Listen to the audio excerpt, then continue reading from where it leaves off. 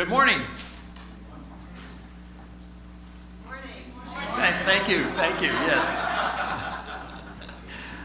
I appreciate everyone coming out early on a Friday morning, and I'm sure we'll have a number of others join us as we get started. I'd like to welcome you. My name is Dan Stansel, and as head of the Department of Electrical and Computer Engineering, it's my pleasure to welcome you to this forum on broadening participation in engineering at NC State. We have an exciting program planned, and I hope you'll find the morning stimulating and thought-provoking. The event is the result of the intersection of three threads, really. The first is a desire to recognize ECE Professor Emeritus Windsor Alexander, who has made mentoring students for underrepresented groups in engineering a major theme of his career. The luncheon today is a result of a group of his former students spontaneously getting together to make a lasting contribution to honor him. We'll have more to say about this at the luncheon. The second thread is the department's centennial celebration. Part of the legacy of our department, of which I'm particularly proud, is that in 1960, Irwin Holmes became the first African American to receive an undergraduate degree from NC State when he received a bachelor's degree in electrical engineering. By the way, he also lettered in varsity sports, and doing that while earning a degree in electrical engineering is pretty impressive for anyone. So it seemed natural to take the cue from Professor Alexander's students and expand the luncheon event into this forum as part of our centennial celebration. Finally, this forum addresses a continuing challenge for ECE, quite frankly. The demographics of our department are very different from those of the state we serve. As an example, although African Americans make up almost 1/4 of the population of North Carolina, less than 5% of our undergraduates identify themselves as African American. Consequently, broadening the participation in our department will help us better serve the citizens of the state and will also bring fresh perspectives to ECE, enhancing our success. So to help us mark this occasion, we are honored to have a number of very distinguished engineers and educators with us today. And in particular, it's my pleasure to introduce the Chancellor of NC State, Dr. Randy Woodson.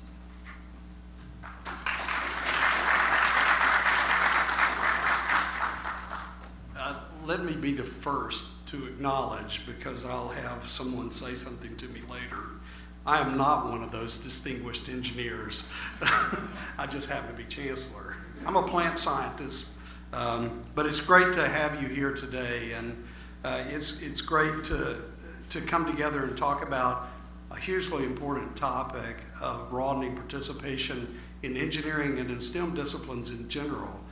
And, you know, I think about the state of North Carolina, and my colleague, Chancellor Harold Martin, is here from North Carolina A&T State University. And I don't think there's a state in the nation in a better position to broaden participation in engineering than North Carolina. We have strength in the historic land-grant universities of A&T and NC State. But we have engineering programs, as you all know, in Charlotte, which is represented today as a partner. East Carolina, Western is a good partner with us. And even some may be surprised to know that we have a partnership with UNC Asheville. And so as I think about engineering, access, affordability, broadening participation, this is not just an NC State University opportunity. This is an opportunity for the state of North Carolina. Now, I'm not going to get real political, but Chancellor Martin and I had an opportunity a few months ago to stand before our Board of Governors and talk about the value of diversity and inclusion in universities. And we talked, both of us, individually and collectively with one voice, the critical role of broadening participation in STEM disciplines and in engineering for the country and for the world. And while this is the right thing to do for society, it's also an economic imperative. And both of us individually talked to all of the corporations and the people. In fact, I'm leaving here in just a few minutes to go talk with executives from Delta Airlines looking to partner with NC State in research. And all of the companies that we both work with are constantly talking to us about what we're doing to ensure broadening the participation in engineering, to ensure that they have a diverse and an inclusive workforce that's ready to tackle the world's problems. So this is an economic imperative, it's a societal imperative, and I couldn't imagine a state in the country in a better position to tackle this than the state of North Carolina. So I'm proud that we've convened today, and I'm proud, Dan, that by the way, electrical and computer engineering was just ranked the 10th strongest program in the world, which is a great thing. And Dan mentioned Erwin Holmes. There's more to that story. This will tell you how far we've come, but how far we have to go. In 1956, the Supreme Court ruled that the consolidated university system of North Carolina, which at the time was 3 campuses, Greensboro, NC State, and UNC Chapel Hill, were mandated by the Supreme Court to admit African Americans into our university for undergraduate programs. We had for graduate programs for a bit of a time before that. And Erwin Holmes was among the first 4 African American students to come to NC State after that Supreme Court ruling, and came to NC State in 1957, the first African American to receive an undergraduate degree, the first African American in the ACC to compete in an ACC event as a track star. But his varsity letter and his real sport, other than the sport of electrical engineering at the time, was tennis. And his teammates, which you can all imagine, were white and were from North Carolina by and large, and probably at that time from rural parts of this state, elected him co-captain of the team. And so Erwin Holmes went on to have a distinguished career at IBM and is still a citizen of Durham here and a great contributor to NC State and Central and a number of our universities, and a great role model. He comes back and talks to not only our students, but our student athletes as well. So we're glad you're all here. This is important for NC State, but it's important for the state of North Carolina, and it's critical that the universities that are all part of the same system here collaborate to make sure that we're doing everything we can to empower underrepresented groups to come into fields like engineering. We're working hard to do our part at NC State. A&T is a leader in this regard, always in the top in the country in terms of bringing students into engineering, and I think we have a tremendous opportunity as a state. So, Chancellor Martin, thank you for being with us today. Dan, thank you and the department and the College of Engineering for sponsoring this, and I'm going to see if I can wow the Chief Executive Officer of Delta Airlines to pull them away from Georgia Tech, just a little bit. So thank you.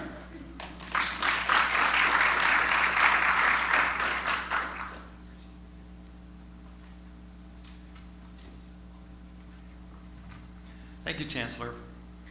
Since the focus of the forum is broadening participation in engineering in particular, I'm also pleased to introduce Dr. John Gilligan, who is the Executive Associate Dean of the College of Engineering at NC State.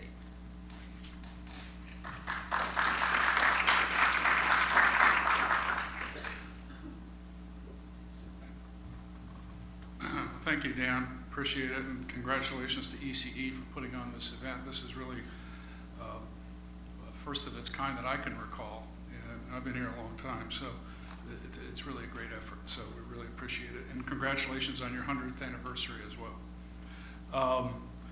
On behalf of our Dean, Louis Martin Vega, and the College of Engineering, which also includes computer science, I have to point out, in the College of Engineering here, we welcome you here today for this important event. We strongly support today's theme of broadening participation in STEM disciplines and everything that we do. And thanks to our wonderful Chancellor, I didn't get to thank him on his way out, and our Provost for their support in the things that we're talking about today. So as I mentioned, the 100th anniversary of our Department of Electrical and Computer Engineering. So they have been a leader, as was mentioned, in terms of working on the broadening participation theme for so many years. It's a big task for our college in particular because our college is so large. We have 11,000 students in the College of Engineering here at NC State.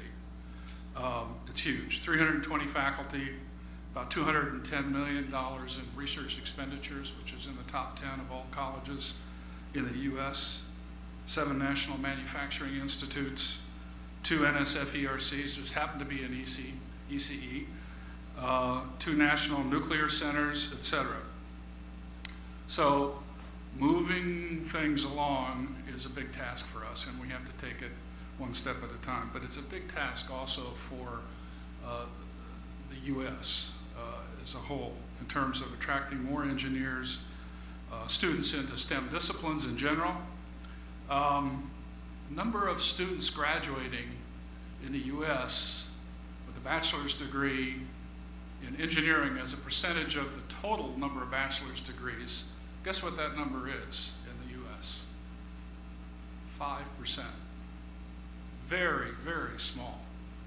5% of all the bachelor's degrees in this country are engineering.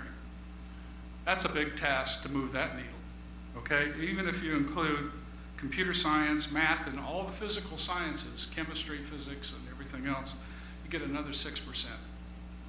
Then if you include biological sciences, agricultural sciences like the Chancellor, you get maybe another 7%. So you're still less than 18% of all the STEM, of all the degrees in this country are STEM related.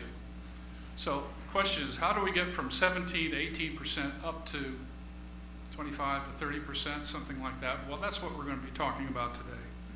And how do we broaden the appeal of all of our STEM disciplines to making that happen? We have a huge team here today from the College of Engineering. Dr. Laura Bottomley will be here. I don't see Laura yet. Who is the director of our engineering place and women in engineering. We have Angie Daniel, who you'll be meeting, who's our director of our minority engineering programs. Christine Grant, of course, professor in chemical engineering, associate dean for our faculty advancement in the College of Engineering. Joel DeCoste, I know Joel's here, who's a professor of environmental engineering and also director of our college graduate student recruitment and advancement. Roy Charles, I haven't seen Roy here yet, but he's the director of diversity for the NSF centers, in particular for ECE. So College of Engineering as a whole places great importance on creating a welcoming environment for students, particularly those from underrepresented groups. So within the college, the Women and Minorities and Engineering program, as an example, exists to coordinate, partner, develop, and host programs that support recruitment and success of students, okay? These groups include women, African American, Native American, and Hispanic, Latino students. Over the last 10 years, the representation of women in the college has risen from 14% to 26%. That's a pretty phenomenal increase in a large college like ours. But there's more work to be done there. In fact, NC State College of Engineering is among the top producers of URM and women engineering computer science graduates in the US. We're third in bachelor's degrees awarded to African Americans among non-HBCUs, fourth in percentage of BS degrees awarded to women among top public colleges of engineering, top 10 in Hispanic faculty in the College of Engineering compared to all other colleges of engineering in the country. We're at top 15 in African American faculty and at number 11 for women faculty compared to our other peer colleges of engineering. The goal, of course, is to be in the top 10, certainly, in each of these categories and stay there. So, as a part of achieving these results, the women and minority programs working with Engineering Place, the K through 12 outreach in our college, has had multiple programs every year, including our summer camps, et cetera, working with students in pre-kindergarten through graduate school. And we estimate that we contact over 20,000 students per year. 20,000 students per year. That's what it's going to take in order to be able to get to that level of making a difference in North Carolina and the country. So we have a big job to do. I know we're going to get some great ideas today on how to do that, and hopefully we'll be able to do more. So thank you for being here. Thank you for inviting me. Thank you, Dan.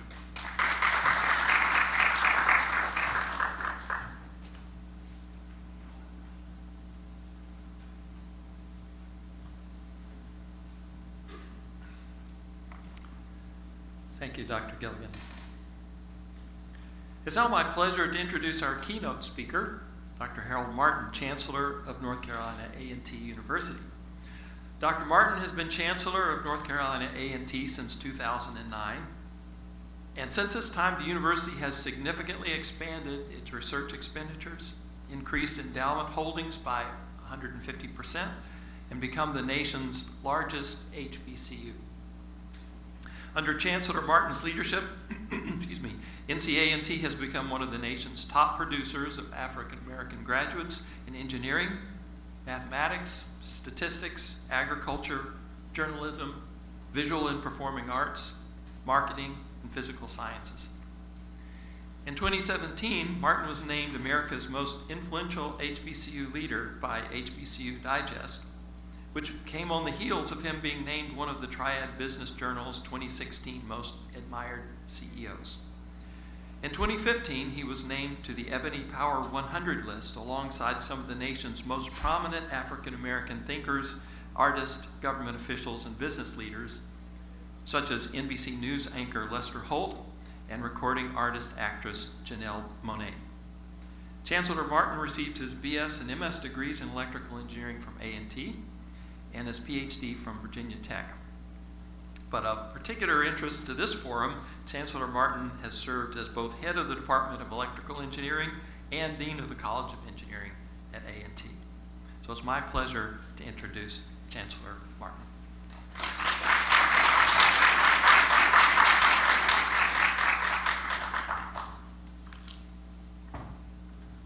Good morning. Tell you how pleased I am to be here and to share this celebratory conversation with you this morning as well. And let me thank Dr. Chancellor for the warm introduction as well. And I certainly bring greetings on behalf of your colleagues at North Carolina State University. There's so much that we share in similarities without exception, and so it's a pleasure to always be on this campus. And I've spent an enormous amount of my time on lots of our campuses, but I would believe, other than North Carolina A&T and Woodson State, this campus is one I spent the most time thereafter. And certainly as two land-grant institutions, we share a lot in common. Both among the system's three most productive research universities, we collaborate on North Carolina Ag Extension, and of course, we both focus extensively in STEM, and we both have great focus in strong colleges of engineering. I also have the great distinction in my interactions with most of our chancellors to count amongst my greatest colleagues and friends, Randy Woodson, as we talk often about issues of commonality. As he shared with you, we were called to have some great conversations with our Board of Governors on a number of topics, one of which was a very interesting conversation very recently about the importance of diversity and inclusion in the University of North Carolina system, which we will continue to have great discussions about as well. Today, though, we recognize not just your College of Engineering at NC State, but the Department of Electrical and Computer Engineering and its very rich and important history, which spans, from my count, 101 years, and we've talked about 101 years, but traces its origins back to 1893. That was less than 150 years after Ben Franklin's big discovery, less than 100 years after the invention of the first battery, and the very same year that Westinghouse used an AC system to power the Chicago World's Fair. You might say that the study of electrical engineering has been around at NC State practically since the lights were turned on. This department's history of achievement, of course, is also central to understanding some of the most important dimensions of the university, particularly as it relates to diversity and inclusion. The first female student in NC State's history, Miss Lucille Thompson, enrolled in 1921 to study electrical engineering. The first undergraduate and graduate African-American students at NC State also electrical engineering student, and the first woman to join the College of Engineering faculty was also in the Department of Electrical and Computer Engineering. Certainly speaks well of electrical and computer engineering that it has been on the leading edge of change for NC State, setting a worthwhile example for academic colleagues in departments and colleges across the institution. Now, I've been fortunate over the years to have known and worked with some of your former chairs and deans and individuals not only who have been influential in the field at NC State, but who have been generous colleagues, mentors, and friends to me personally. Individuals such as Dean Nino Masneri, whom I worked with very extensively, who led the college when I was a new department chair at North Carolina A&T and worked very closely with Nino. Also, Dr. Larry Monteith, who was a mentor to me long before he became Chancellor or before the Monteith Research Center was so appropriately named for him. And up until 1994, North Carolina A&T was not allowed to offer PhD programs, but thanks to the leadership and support of Drs. Masneri, Dr. Monteith, and others at NC State, and my great friend and colleague, Windsor Alexander, who was a significant friend and colleague to me, and I'll say a little bit more about Windsor in a few moments, A&T master's graduates were allowed to undertake doctoral studies through what we then called the cooperative PhD program, where the A&T faculty serving on their PhD committees. And that was some time ago, probably before most of you were affiliated with NC State. That made a difference in the lives of countless A&T engineering graduates. The interim dean of our College of Graduate Studies, Dr. Clay Gloster, I was one of those first graduate students who participated in the cooperative PhD program, the relationship between North Carolina A&T and NC State. And I know this because he was one of my students as a master's student, and it permitted me an opportunity to serve on his PhD committee as well. All of this meant to convey what an impact this department has had, long and well beyond the boundaries of NC State and Raleigh. And I congratulate you on your 101st anniversary and wish you many, many, many more years of significant success. And I had heard the national rank, or global ranking of 10th among electrical and computer engineering departments. And congratulations, that is a significant achievement without exception. I was also asked as part of my conversation today to talk about, as part of this forum, on broadening participation in engineering at NC State, and to share my story and my perspective, which are including what we have accomplished in this regard in engineering at our university. Because there is so much of my story which is defined by the history of engineering at North Carolina A&T, I'm going to try to do a little bit of both. First, I'd like to provide some context with the matter which we're exploring today. And it's no secret, or it should be no secret to anyone in this room, that our nation faces a significant and growing shortage in STEM. A 2016 study from American Action Forum projected a U.S. shortfall of 1.1 STEM workers by 2024. The problem is more significant in engineering, healthcare, and architecture. If other STEM disciplines are removed, vacancies in those fields is projected to hit 1.2 million vacancies. Those overall challenges are sizable enough, but they are more strongly concentrated in shortages of women and people of color. According to a Brookings Institute report issued earlier this year, African Americans make up about 12% of all workers, but only 8% of workers in computers, in computer science, mathematics, and mathematics-related disciplines. For Hispanics, the gap is even larger. They make up 16.7% of all workers, but just 6.8% of professionals in computer and mathematics-related jobs. For women, the gaps are just as bad. A U.S. Department of Commerce report last year, using 2015 data, found that women account for 47% of all U.S. workers, but only 24% of STEM workers. This despite the fact that women earn 35% more than female workers in non-STEM positions as compared to a 30% gap differential for men. The problem is disproportionately felt in engineering, where women comprise a disproportionately low percentage of all employees.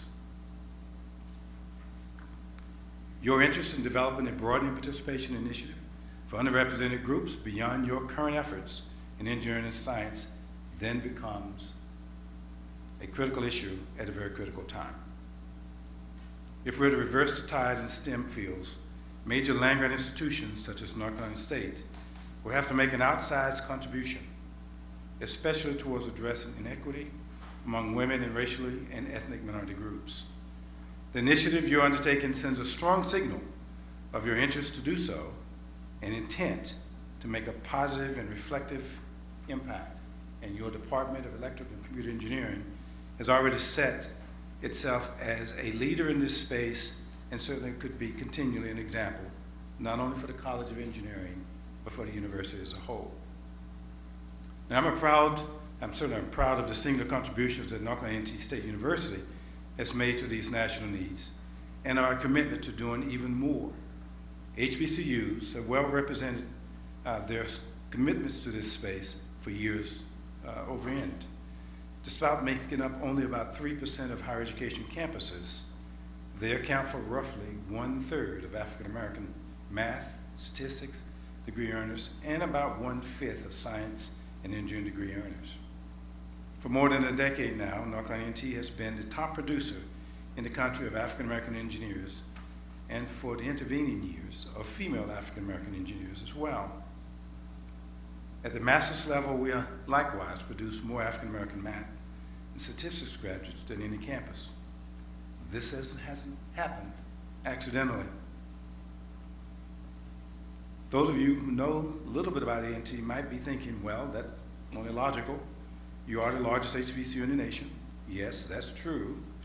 In addition to being a doctoral higher research university, of course, we do have the largest enrollment of any HBCU this fall. We're about 12,200 students. However, as I remind our board and I remind our campus on a regular basis, being the largest is no suggestion that we're going to be the largest producer. What is of greatest interest to me is our very intentional interest in being impactful. What does it mean to be the largest if you're not very significantly focusing your resources in areas where it matters most?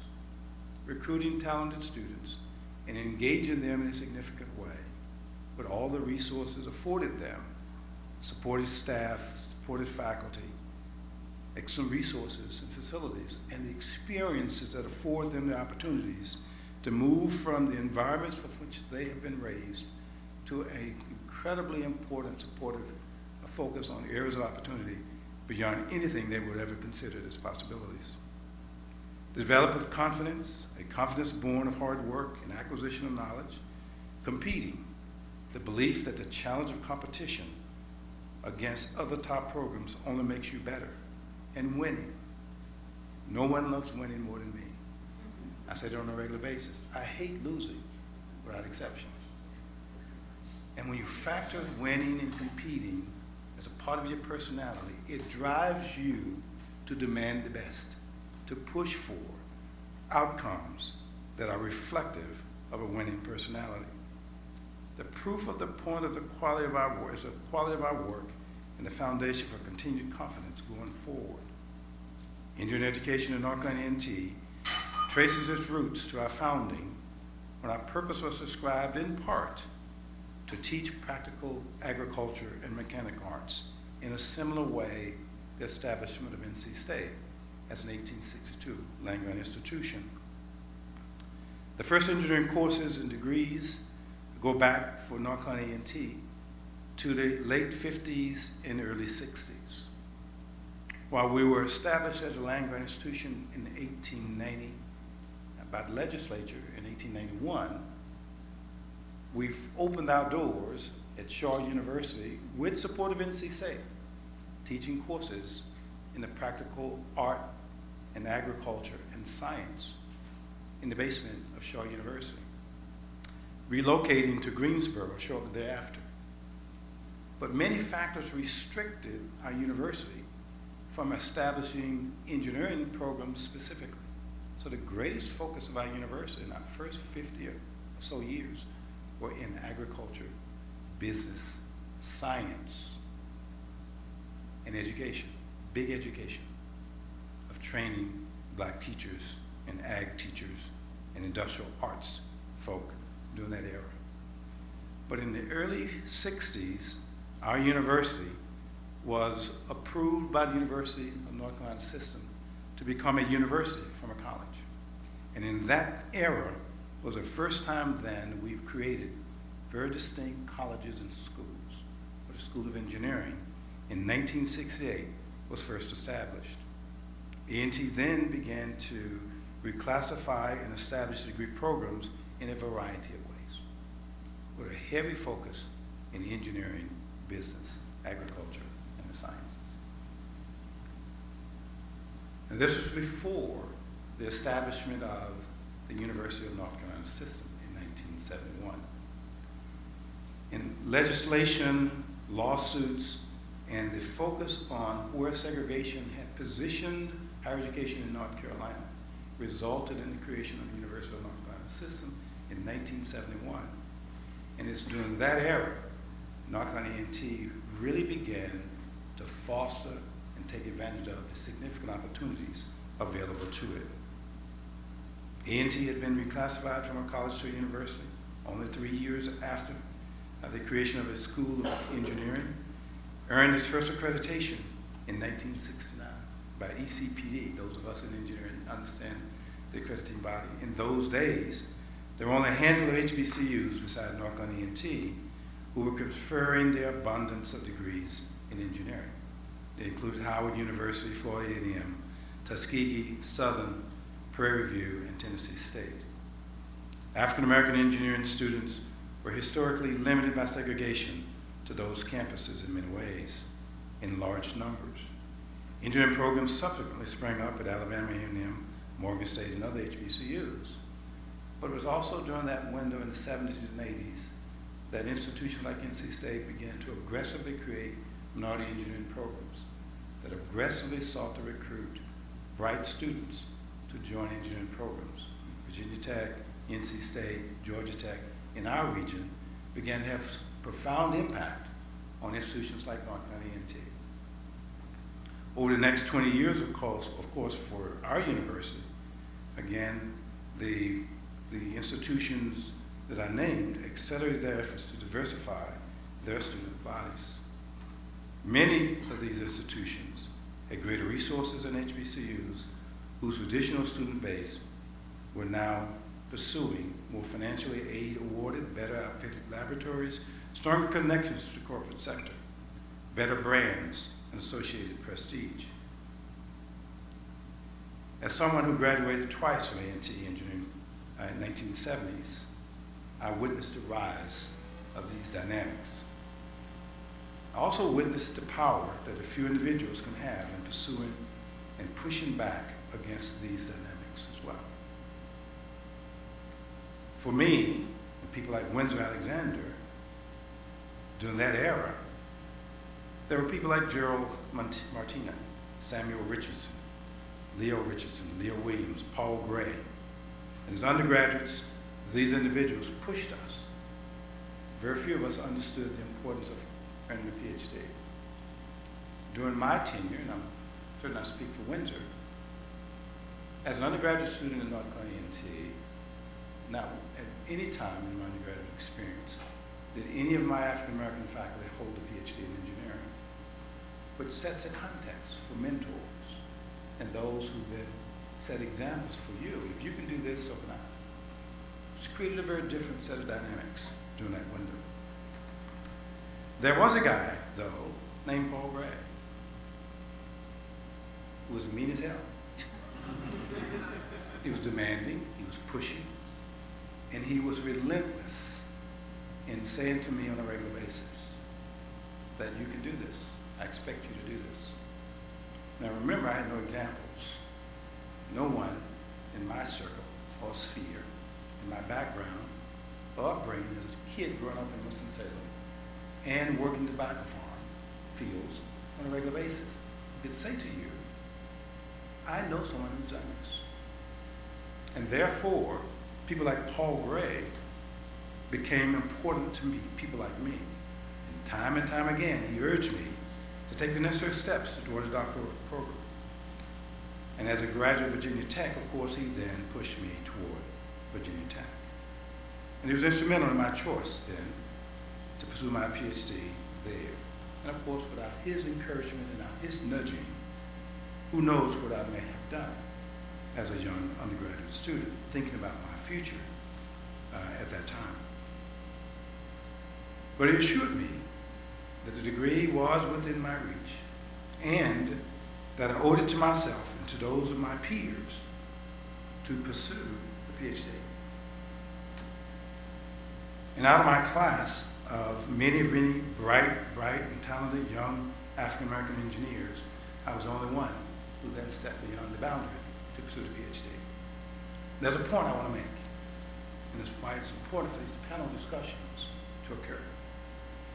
Once I completed my PhD, at the very strong urging of Winsor Alexander, who was department chair of electrical computer engineering at A&T at the time, I joined the faculty at North Carolina A&T. Now, needless to say, I joined because he inspired me to do so. He had a vision for what he wanted to accomplish as chair of electrical engineering at North Carolina A&T. 2 years after I joined the faculty, of course, NC State recruited him away, which created a very interesting void for me. But one of the important aspects of my interactions with Winsor was that he continued to be involved at North Carolina A&T. So publicly, I want to continue to acknowledge Winsor for his strong and significant support, not only of me personally, but his involvement in North Carolina A&T. And at that time, of course, if it had not been for Paul Gray, of course, I probably not have pursued the PhD. If it had not been for Winsor, I probably not have gone into higher education because my greatest interest was doing something in R&D. But I believed from my own experiences and what Winsor had proposed as possibilities at North Carolina A&T that I wanted to join what he had advocated. Our personal advocacy for that idea had an immediate and notable impact on the number of A&T engineering students pursuing doctoral degrees. We believed that we needed to create, and if you think about in the 1970s and early 80s, the Fortune 500 had only just begun to recruit African-American engineers into the corporate sector. So if you really place emphasis on what that means, it created significant opportunities for the marketplace to become much more supportive of and open doors for engineers of color in significant ways. And we believed that North Carolina A&T State University needed to be a leader in driving some of the very best prepared engineers in the market to that space. So it was a very intentional effort to make that happen. But we were fighting against limited resources and much larger, more significant resource institutions in America. However, we began this instinctive journey to move beyond what we consider to be insurmountable odds. We began by making tough decisions at North Carolina A&T. If you think about engineering education in North Carolina at that time, there were 3 public universities at the time: NC State, North Carolina A&T, and the University of North Carolina Charlotte. Duke University also had engineering education, but it was a relatively small college of engineering at the time. Enrollment in North Carolina A&T was being siphoned by very aggressive recruitment efforts at NC State, UNC Charlotte, and of course, regional engineering programs Georgia, and North Carolina, and Virginia. Virginia Tech was aggressively recruiting, so was Georgia Tech. We made commitments, and at that time then, we needed to make commitments to our university to move beyond what we considered to be significant competition for those students that we once served. As heartening as the success was and commitment was for our university, we faced large challenges. Again, in 1989, when I was named Dean of Engineering, our enrollment was in decline, again due to aggressive recruitment for the universities. I understood that if we were to reverse that trend, that we had to make serious commitments. So we looked to the future. And interestingly, the best students were being siphoned off. You can do one of several things. You can focus yourselves on the underprepared student, or you can roll up your sleeves and make decisions that you're going to compete for your market share of the best prepared students. Windsor had as much tenacity in this space as I did. You've got to have people around who believe that this can be accomplished. So we made a tough decision, and I remember having this very significant conversation with leadership at A&T at the time, and I said to them, we must compete in this space. We must set more rigorous admission requirements. We must seek students. Bright students go where bright students go. And we made a tough decision that we were going to compete for the market share of better prepared students who needed to study and wanted to study engineering in North Carolina. And we made a commitment to pursue that population of students and compete in that space. It wasn't an easy conversation. It wasn't an easy conversation. I remember the response to me at that time was, and I quote, Harold,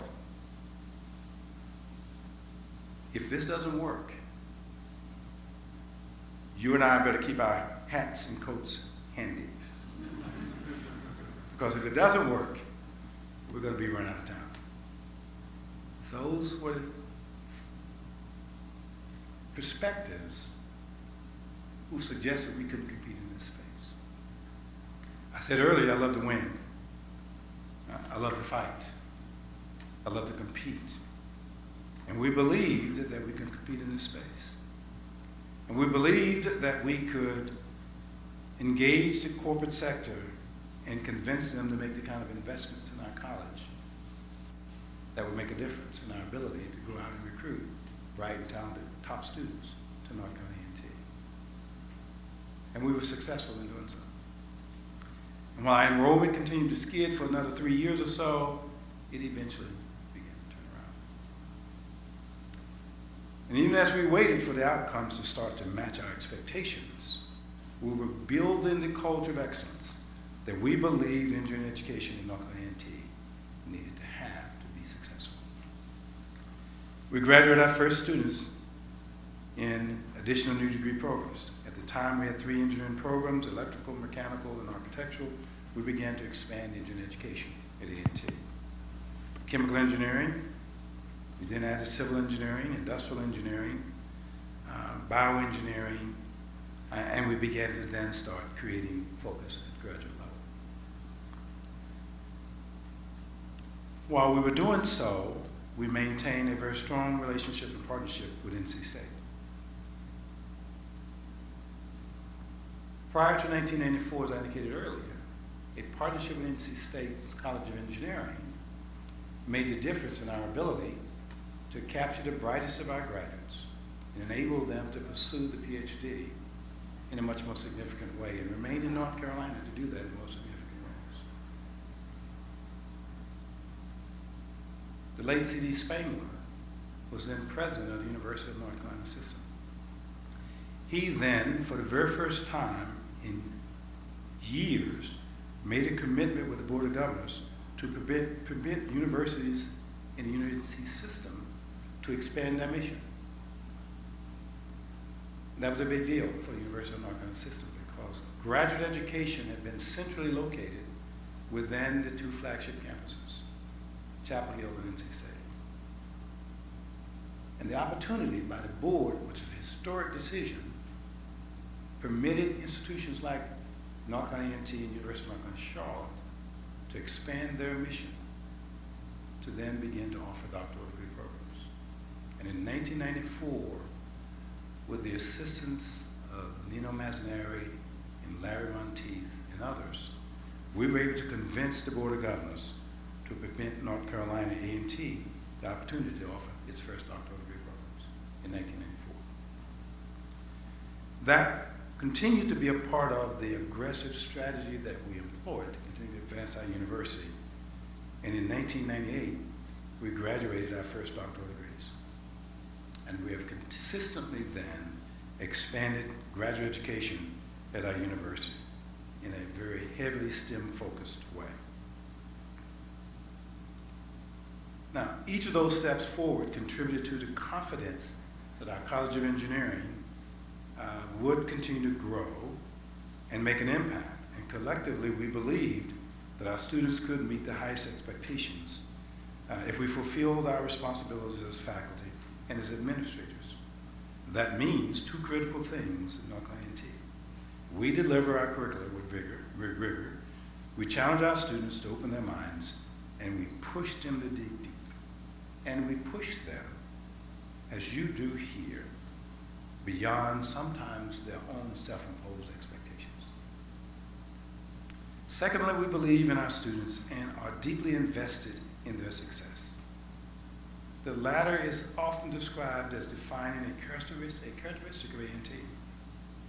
It does not mean we coddle our students or we take it easy on them, but rather that we care enough about them to ensure their success by holding the bar high and knowing that they can rise to clear it, and that they do in significant ways.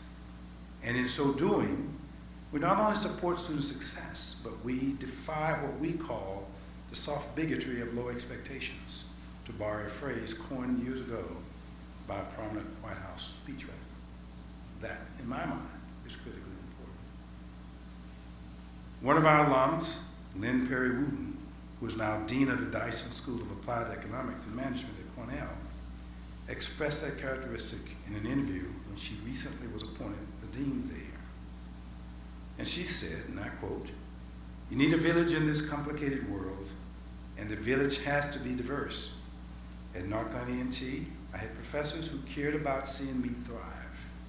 Knowing that you're going to be taken care of and, of course, invested in was just a priceless experience," end quote. Prospective students and faculty, federal funders, and corporate partners understood that as well. And as the 90s continue to unfold for North Carolina A&T, we continue to prepare our students to migrate to larger numbers to our university than ever in the history of our institution, especially in STEM disciplines. To accommodate that growth, of course, the school moved and expanded its headquarters into a new facility at that time called McNair Hall, named after our alumnus Ron McNair, who's earned his BS degree in Interim Physics and his PhD in Physics from MIT, went on to become an astronaut and unfortunately perished in a space shuttle accident in 1986. By year 2000, we had not only reversed the enrollment declines at A&T, we were now pushing the envelope as the top producer of African-American engineers at the undergraduate level. We think that's a space that's critically important for our university. It is the impact that we seek to have. And it's the impact that we seek to frame as partnerships with institutions like NCC to make a difference in diversity and inclusion in a critically important area such as STEM. And we've held that position for the last decade or so.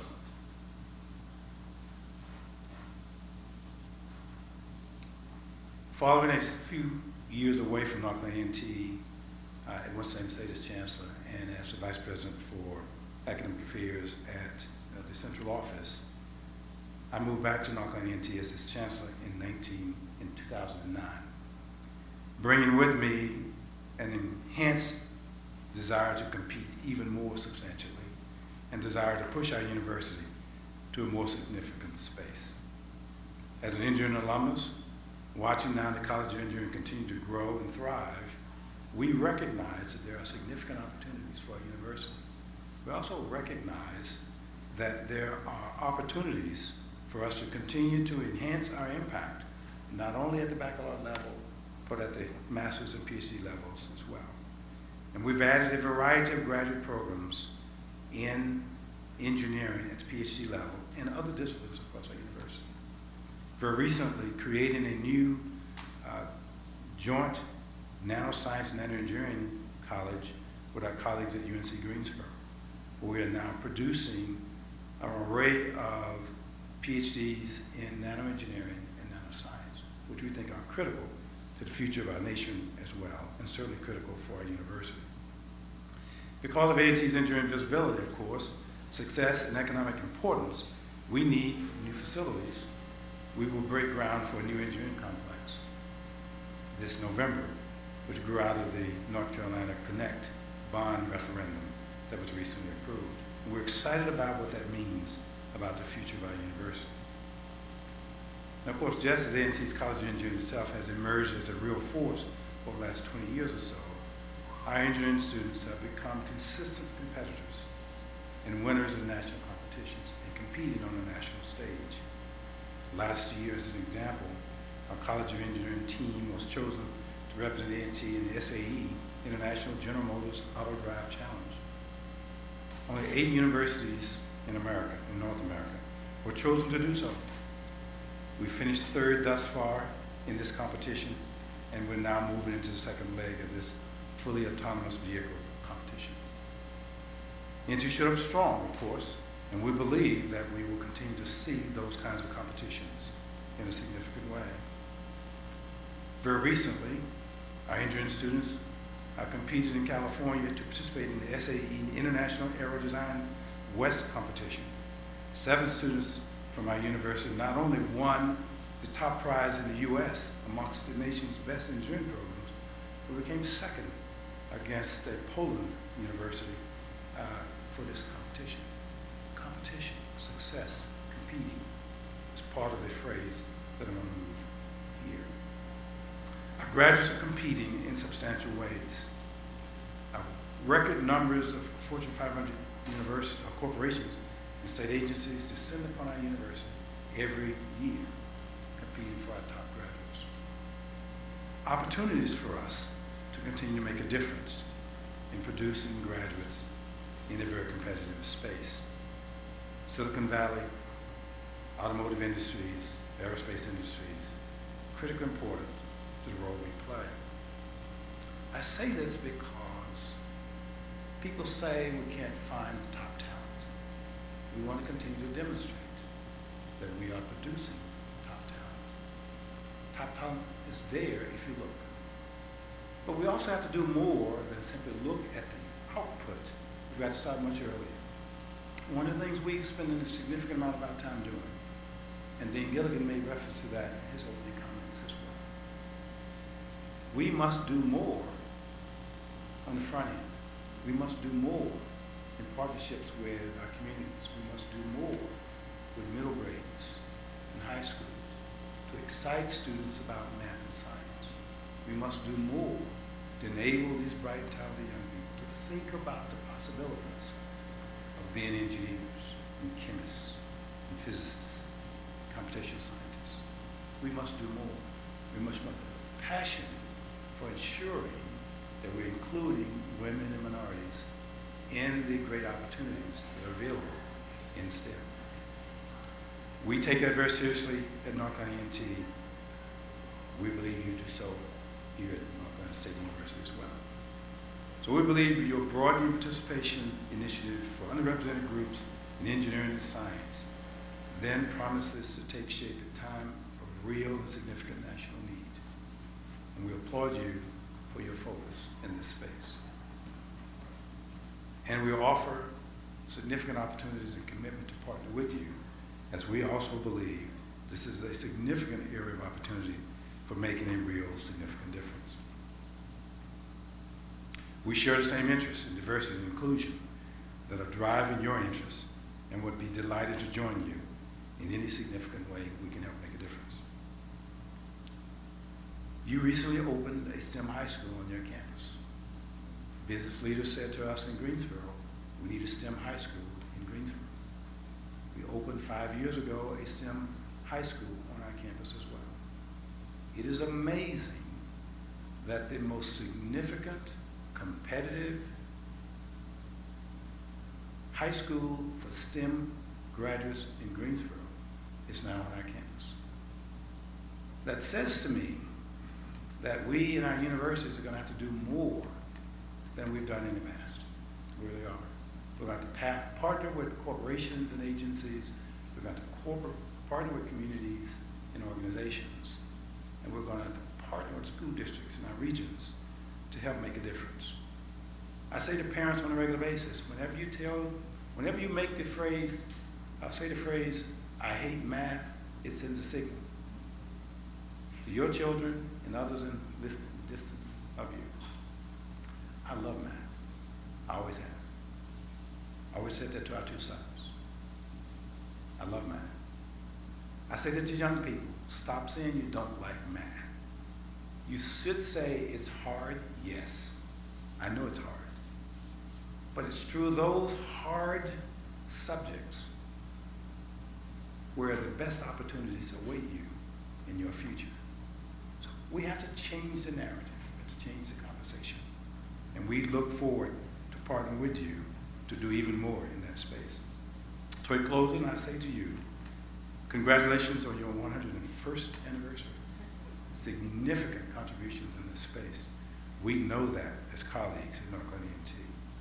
The contributions to our state and our nation and the world suggest that your contribution to service will exceed all expectations, and we look forward to observing what that will be. Again, congratulations. Delighted to be with you today. Thank you.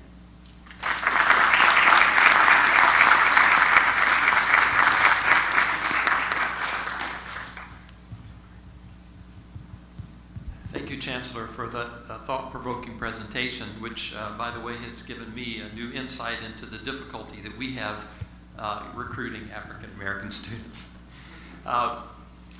We have time for a few questions, and we have some roaming microphones, so please raise your hand, and Chancellor Martin has agreed to answer a few questions. Anything out there? Good morning, Chancellor Martin. My name is Jeff Joins. I'm the department head in technical engineering. The last statement you made about, I agree with you about, I like math. So it goes back to, even my own daughter going through, secondary schools. She'd get a great math teacher. She'd get a great science teacher. Then the next year she may have a poor one, and then she'd hate math. She'd hate science. So part of this, I think, as you talked about going back before, we also need to be working on our science education, our math educators, to inspire those students, because they're the ones that see the students 6 to 8 hours, 5 days a week, starting from kindergarten down. I think that's where we need to impact them. I agree with you very strongly. It's interesting, I heard a parent say almost the exact same statement several days ago. He has a daughter, and he suggested she loves math, she had great teachers 1 year, next year, poor teachers. And I don't disagree. One of the conversations I have on our campus is with our Dean of Education and our Provost, because I believe it's critically important for us to talk seriously about our role in producing more STEM teachers, math and science. And in particular, we also want to make sure that we're producing more minority math and science teachers, and we're producing a competitive number. We bring in a lot of engineering students who ultimately don't necessarily want to practice engineering. And so we have a great partnership between our College of Engineering and our College of Education, for instance, which means that a number of our engineering students who may show an affinity to potentially teach are also becoming certified as part of their curriculum at the undergraduate level and are pursuing a degree teacher certification, at the same time they're earning engineering degrees as well. So we're producing a larger pool of teachers who are better prepared to go into the school districts to teach.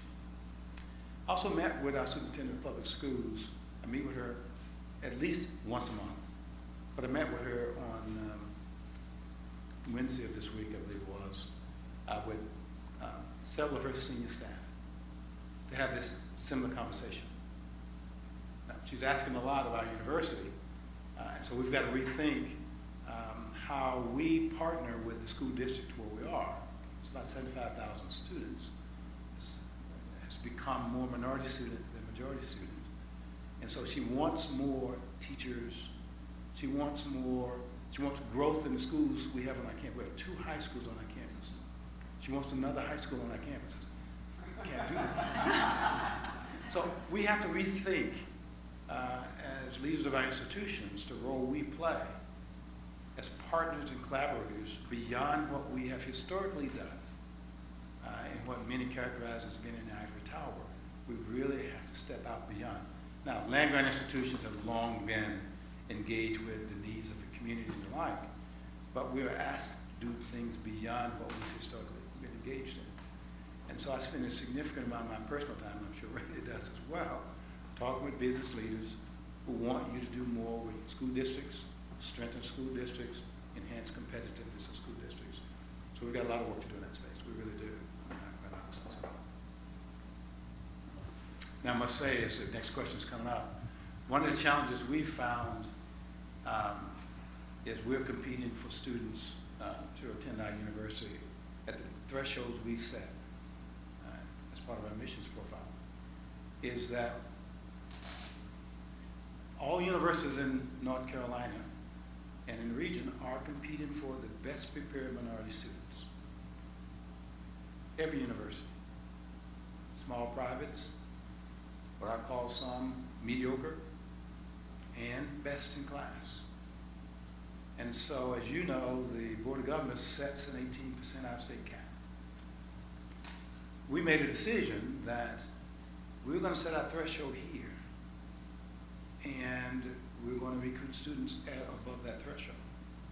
For us to be able to meet our enrollment targets, we needed to go outside of North Carolina in a more aggressive way, because the pool in North Carolina come out of our high schools, and those who statistically go on to college, who are best prepared, is not growing rapidly. But each institution wants a larger and larger share. Fortunately for us, we were able to convince the Board of Governors that we could go outside of North Carolina in a larger way than other universities in the system. So we're at 25%, and the state, through the Board of Governors, has also permitted us to not count in our out-of-state cap engineering majors. So we can recruit 2 North Carolina ENT, an endless number of out-of-state students who don't count against the out-of-state cap. That's allowing us to recruit incredibly bright and talented students from all over America into our College of Engineering, which serves us well. Now, don't tell anyone I told you that. We want to continue to be able to do that, do it in a successful way. Yeah, hi, I'm Matt Stallman from Computer Science, and you keep mentioning the best prepared students. At some point, you really need to address the underprepared students, and that's not just minority students, but a variety of different groups of students around the state and around the country. That's So an excellent message. like to hear your words on That's that. an excellent message. We try to, I don't disagree. We try to accommodate that in our framework in a couple ways. One is we try to set the bar, what we define to be students who will be successful at our university, as NC State does for its admissions profile. We set it at a level that's consistent with our profile. We set outcomes for retention, graduation rates that we think are important for us to compete with the best of our peers. And peers who are doctoral research intensive campuses. So we set that bar to moderate outcomes that are consistent with our peers. But it's not going to be the same bar as NC State. Those students who want to come to our university who do not meet that minimum bar, we enable, encourage to go to community colleges or institutions in their region, and we have enhanced substantially our transfer population out of those community colleges, where those students then go to address their deficiencies, and then they will arrive on our campus. So that's the strategy we are employing. It's a defensible strategy at the moment until we see some other best way to make this work best for us. But for us, if we're going to compete in producing engineering graduates, STEM graduates, who are well prepared and are marketable, we have to employ this strategy. And it's driving success for our university, and we have to continue to compete in this space. It has criticism, mind you, for our university and for me personally. It is, however, where we're going to place our future as we're doing, and it's deriving benefits for our institution. One more question from Laura. Okay. Good morning. I'm Laura Bottomley. I'm the Director of Women in Engineering and of the Engineering Place for K-12 Outreach here at NC State. What role do you think the ever-increasing costs of university education plays in our ability to recruit a more diverse population? Obviously, costs have a big impact. Lots of low-income students find it increasingly more difficult to go to college, to get a good education. High percentages of low-income students are minority students. And as a consequence, they are impacted in a substantial way. Now, for us as a university, it's one of those areas we've had to make significant focus on to reduce cost, to maintain moderate costs, but we have to ensure that we are competing with our tuition costs so that we are deriving the revenues we need to invest in our institution on one hand, but on the other, we are directing a larger portion of resources on our institution toward grant aid to students who attend our institution.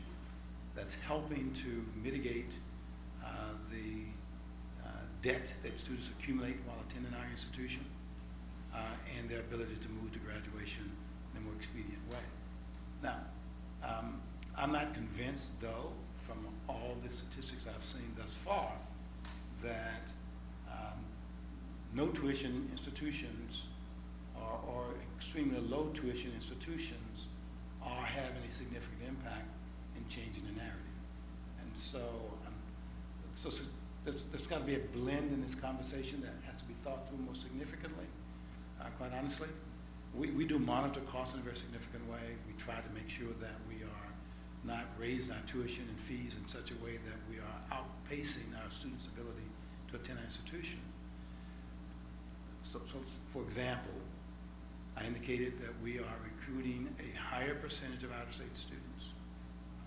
As you keep in mind that out-of-state tuition and fees are twice as much on the norm as it is for in-state. So that's having a big impact on our campus as well. It's one thing to get more students applied, being admitted, we're better prepared, but they also are coming with a greater financial need as well. And so we're wrestling with this as a really, really interesting conversation for us. And a conversation that we're passing along as part of the discussions with the President and the Board of Governors. And these are interesting times with a conservative view from our board and thinking about tuition costs on one hand, but monitoring costs on the other, quite honestly. And so I'm not quite sure where we're going to end up in this debate, quite honestly. So. Thank you. I regret that we need to move on to our next session, but perhaps, Chancellor, you could leave us with a few final thoughts as we wrap up this section. Well, you know, I could go back to my days as a kid coming out of high school, and I visited NC State, and realized as I was trying to put my thoughts together what I wanted to share today.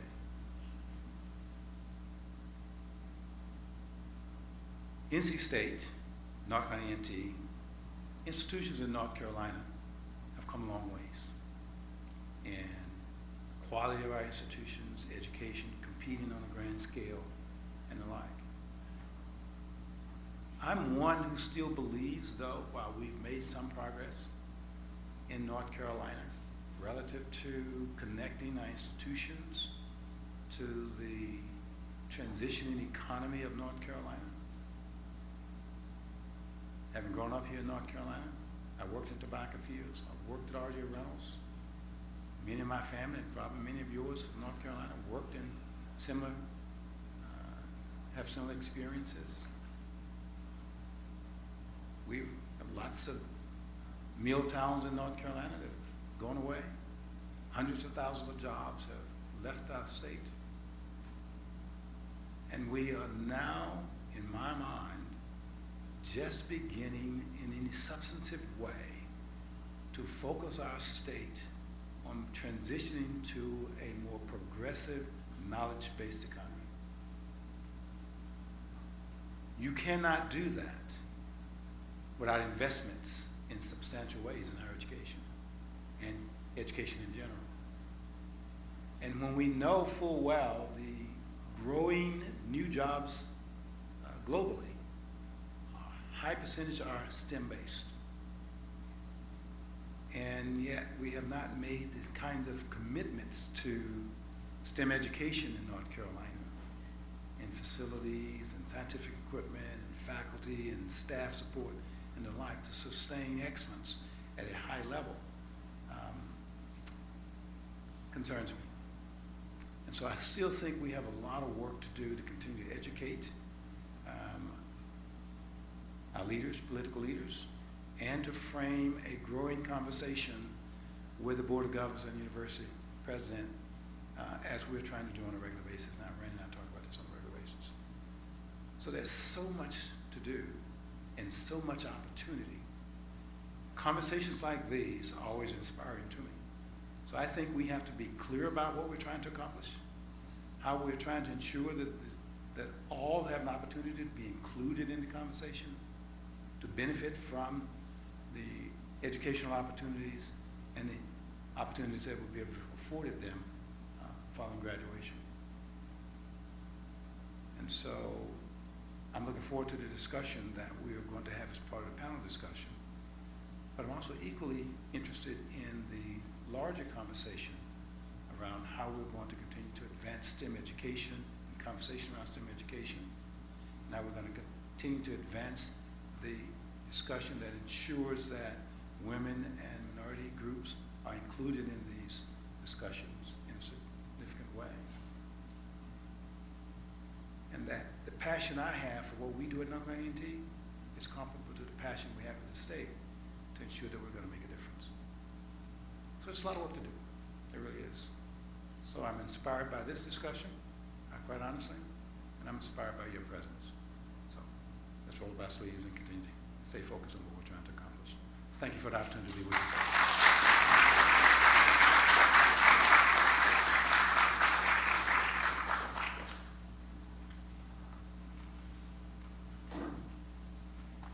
Thank you, Chancellor.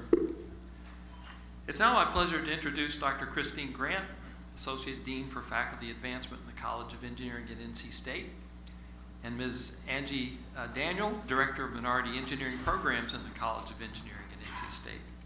Christine and Angie work hard every day to broaden the participation in the College of Engineering.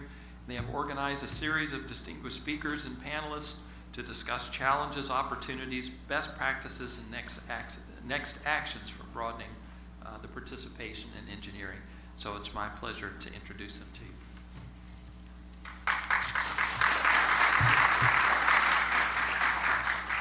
Good morning. Thank you all so much for coming. We're so glad that you're here, and thank you, Chancellor Martin, for, we haven't seen each other in a few years. we're really excited that we're having this forum, and there's a lot of important things that we should be talking about, and we will be talking about. So I am here with my colleague, Angelique and Daniel, and we work very hard, as Dan said, to try to broaden participation in engineering, and we hope that you all will go on this journey with us. So the first thing I want to do is to let you know that we have cards that are coming around. Our engineering ambassadors are going to be passing out these baskets, and there are 3 things we want you to take. One is a pen, if you don't have one. I don't know why people want pens these days, but a pen and a Post-it note and a 3x5 card. So if you all could pass those around, and we're going to ask you to write your questions that you have on those cards, because these discussions are sometimes very difficult, and some of the questions we want to ask are very challenging, and people may not want to stand up and in an open forum and ask the questions. And so we're going to ask you to write your questions on these cards, and we'll have another exercise we'll do later, and we will collect those questions after the first panel. Right? No? All right, keep going. Okay, so we have 2 amazing panelists that are here for our first panel. Dr. Renetta Tull and Dr. Iris Wagstaff. I'd like to ask them to come forward now. And while they're coming forward, I'd like to recognize someone else in the room who does amazing, amazing work in the College of Engineering, and that is Dr. Laura Bottomley. Could you stand up? Dr. Laura Bottomley. And so I have the extreme pleasure to work with Dr. Bottomley day in, day out for the mission to broaden participation. We put a lot of hours in, and so all of the great information that was shared as far as our rankings, Dr. Bottomley and I are happy to work towards that goal. So I want to thank you publicly for all of your efforts in partnership with the Minority Engineering Program. So thank you. So these 2 women are, I think they're amazing women, and I've had an opportunity to know them since they were graduate students. I think both of them I knew while they were graduate students, and have had some small mentoring role, and now they advise me. So that's really cool. It's come full circle. So their bios, which are short and abbreviated, are in your program. I'm going to give you a few highlights. Dr. Tull is a recognized speaker on global diversity. If any of you follow her on Facebook, you'll remember, you'll try to ask yourself, where in the world is Dr. Tull? Yes. I think the last time we looked, she was in, where was it, South Africa, China, or India. So she speaks on this all over the world. She received her PhD and her MS from Northwestern. She has an undergraduate degree from Howard University. She did a postdoc at University of Wisconsin-Madison, and she was an assistant professor at University of Wisconsin-Madison before going to UMBC. There's a lot more about her. It's not in the bio. I suggest that you look her up online or follow her on Twitter. The second person that I'm going to introduce is Dr. Iris Wagstaff. Iris received she received her PhD degree in chemistry and science education from NC State University. That's when I knew her, when she was here. And she also received her degree from North Carolina A&T. So I'm feeling a little out of water here, because I think that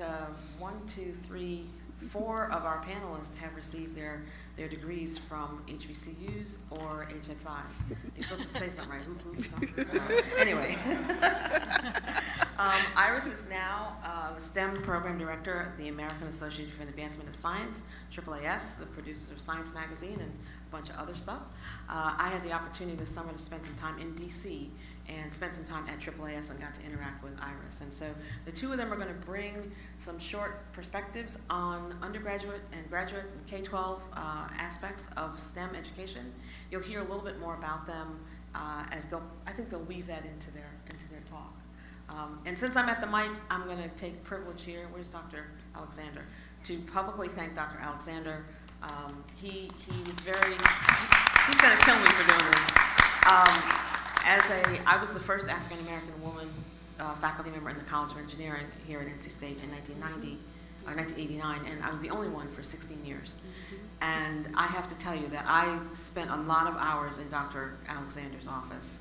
I would show up crying sometimes about some issues that were happening to me here in the College of Engineering, and Dr. Alexander pulled me down off the ledge and gave me wise counsel. And also Dr. Martin has advised me over the years and in leadership realm, and came and spoke at a conference we had a few years ago. So there is a connection that I have to these two amazing gentlemen as well. So with that, I'm going to let, who did we say was going to go first? Iris? I don't remember. It doesn't matter.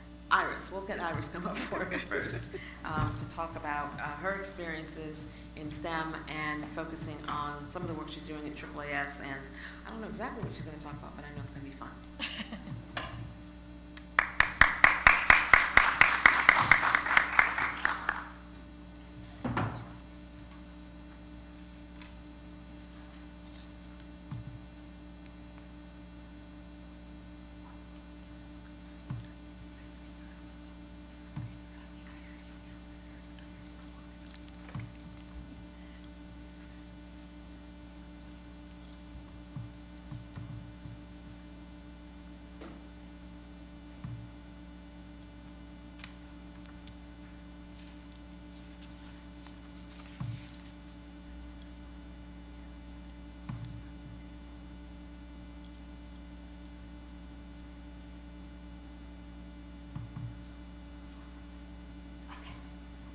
Good morning. Good morning. First, I want to thank the committee for inviting me. I'm always glad to be back in my home, my beloved home state, and to be with my Wolfpack family. So I want to bring you greetings from AAAS and just share an overview of just some of our initiatives regarding STEM education and broadening participation in STEM. So I'm pretty sure this audience is well versed in the statistics, so I'm not going to go over the statistics, but the need to broaden participation in STEM has been well documented. It's been projected that by the year 2050, minorities will be the majority, and that's both for adults and school-age children. Economists continue to project higher growth rates for STEM jobs compared to non-STEM related jobs. And at this current rate, we can't keep pace with the demand. Women, ethnic minorities that include Hispanics, African Americans, Native American students, and persons with disabilities continue to be underrepresented, not only in STEM majors, but STEM fields. So in order for us to continue to compete on a global level, we have to engage and embrace all of our human capital.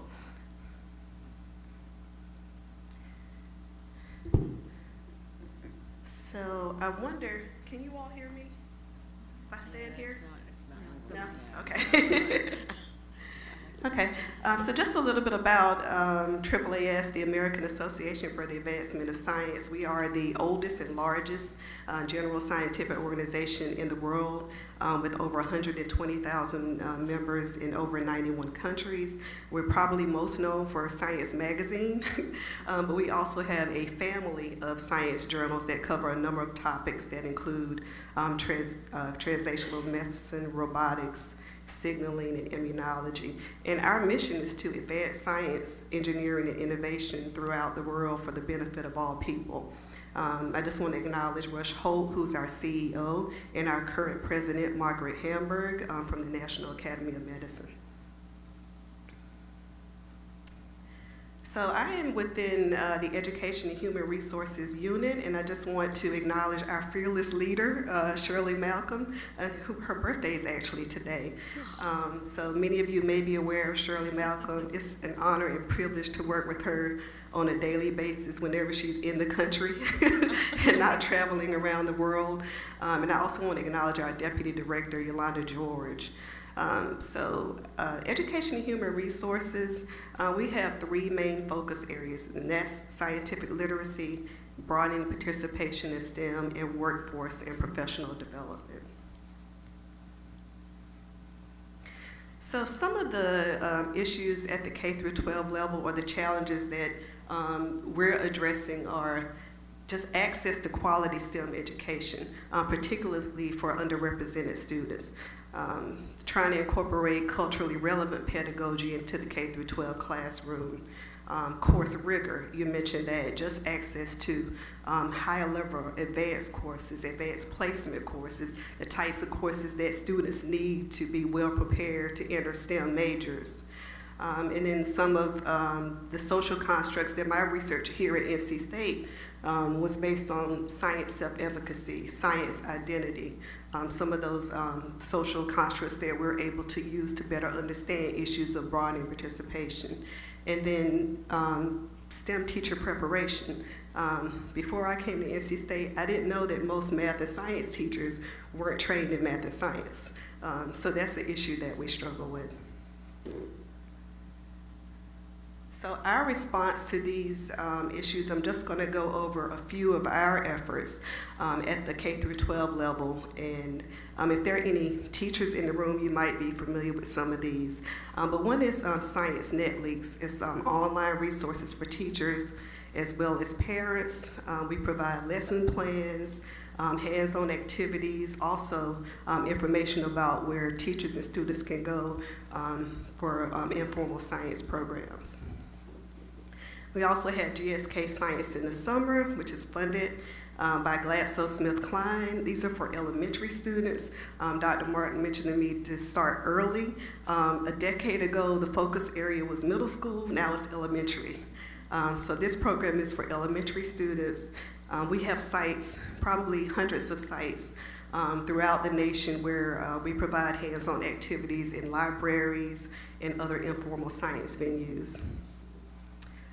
We also have the AAAS STEM Volunteer Program, and this is an example, again, of a collaborative partnership where we match STEM professionals in the community, current and retired, with K through 12 teachers, not only to help them with content, but to help them develop culturally relevant lesson plans. We also have Science in the Classroom. I'm not sure if anybody's familiar with this program, but this is a collection of free annotated papers from our Family of Science journals that teachers use to actually teach about the nature of science and the nature of research. So students actually deconstruct abstracts and research methodologies in high schools. They really get an understanding in the depth of what's involved in conducting research.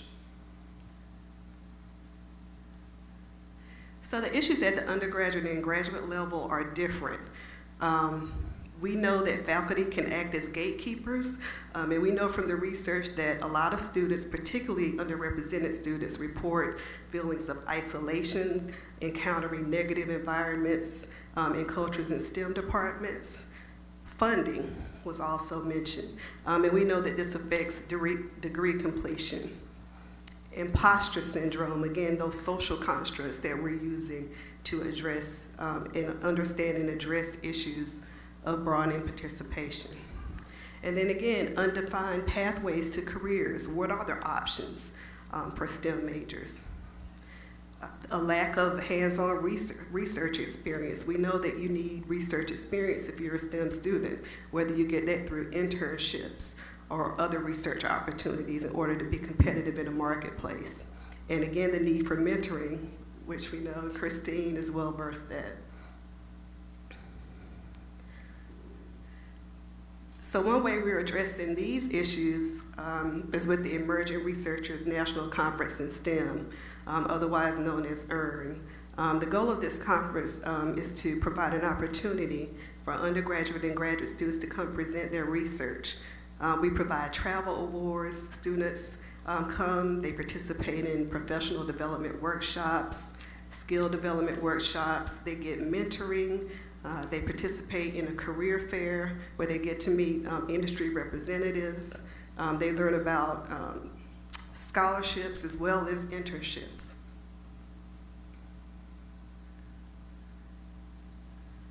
So just a little bit about the EARN Conference engagement since 2011. The EARN Conference is funded by NSF and hosted by AAAS. And since 2011, we supported over 7,000 attendees, over 5,000 students. Each year, over 70% of our students are underrepresented in STEM. Again, we also provide a number of travel awards, and students actually come to present their research, so it's a research-based conference. Just some of the highlights from this year's conference was our HBCU Innovation and Maker Showcase. So this is where we funded 16 HBCU teams to come present their prototypes and their products that they developed. The students and the faculty, they participated in sessions on venture capital, intellectual property, how to start a small business. And we also had the representative from Shark Tank come to show them how to pitch their product.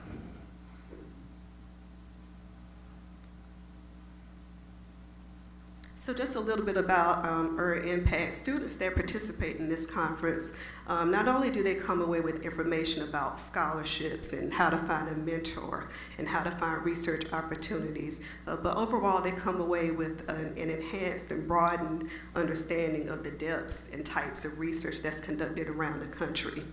They get a chance to learn how to organize, to interpret and present their research. They also get help with their research from STEM professionals that give them input on how to, go in a different direction or to modify their research questions.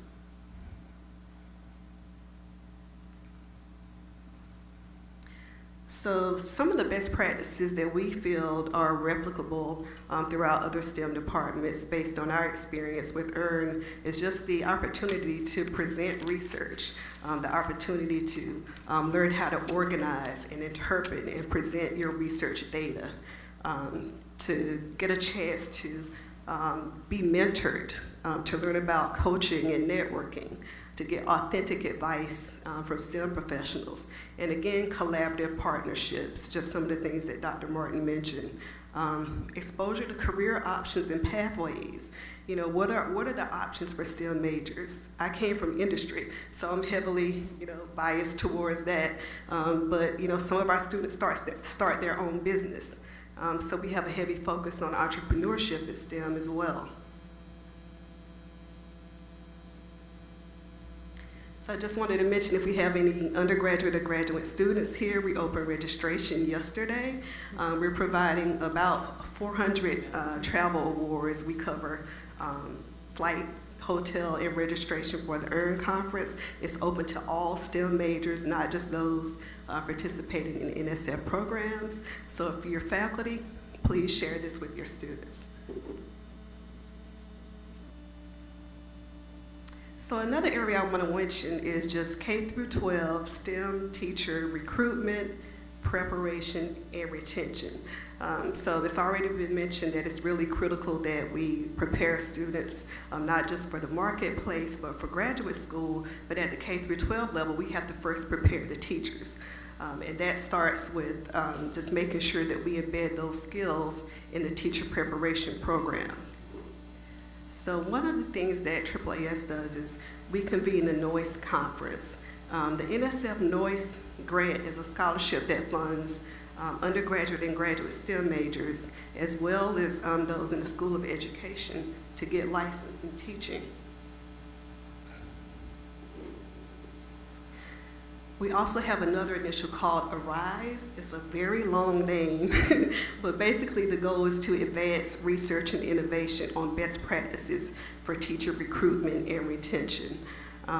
This involves a blueprint where we have commission papers on different topics such as mentoring, induction, collaborative partnerships, funding, and how do we best prepare teachers not only from educational backgrounds, but pulling those students from STEM majors that are high quality students as well, and trying to get them to consider teaching.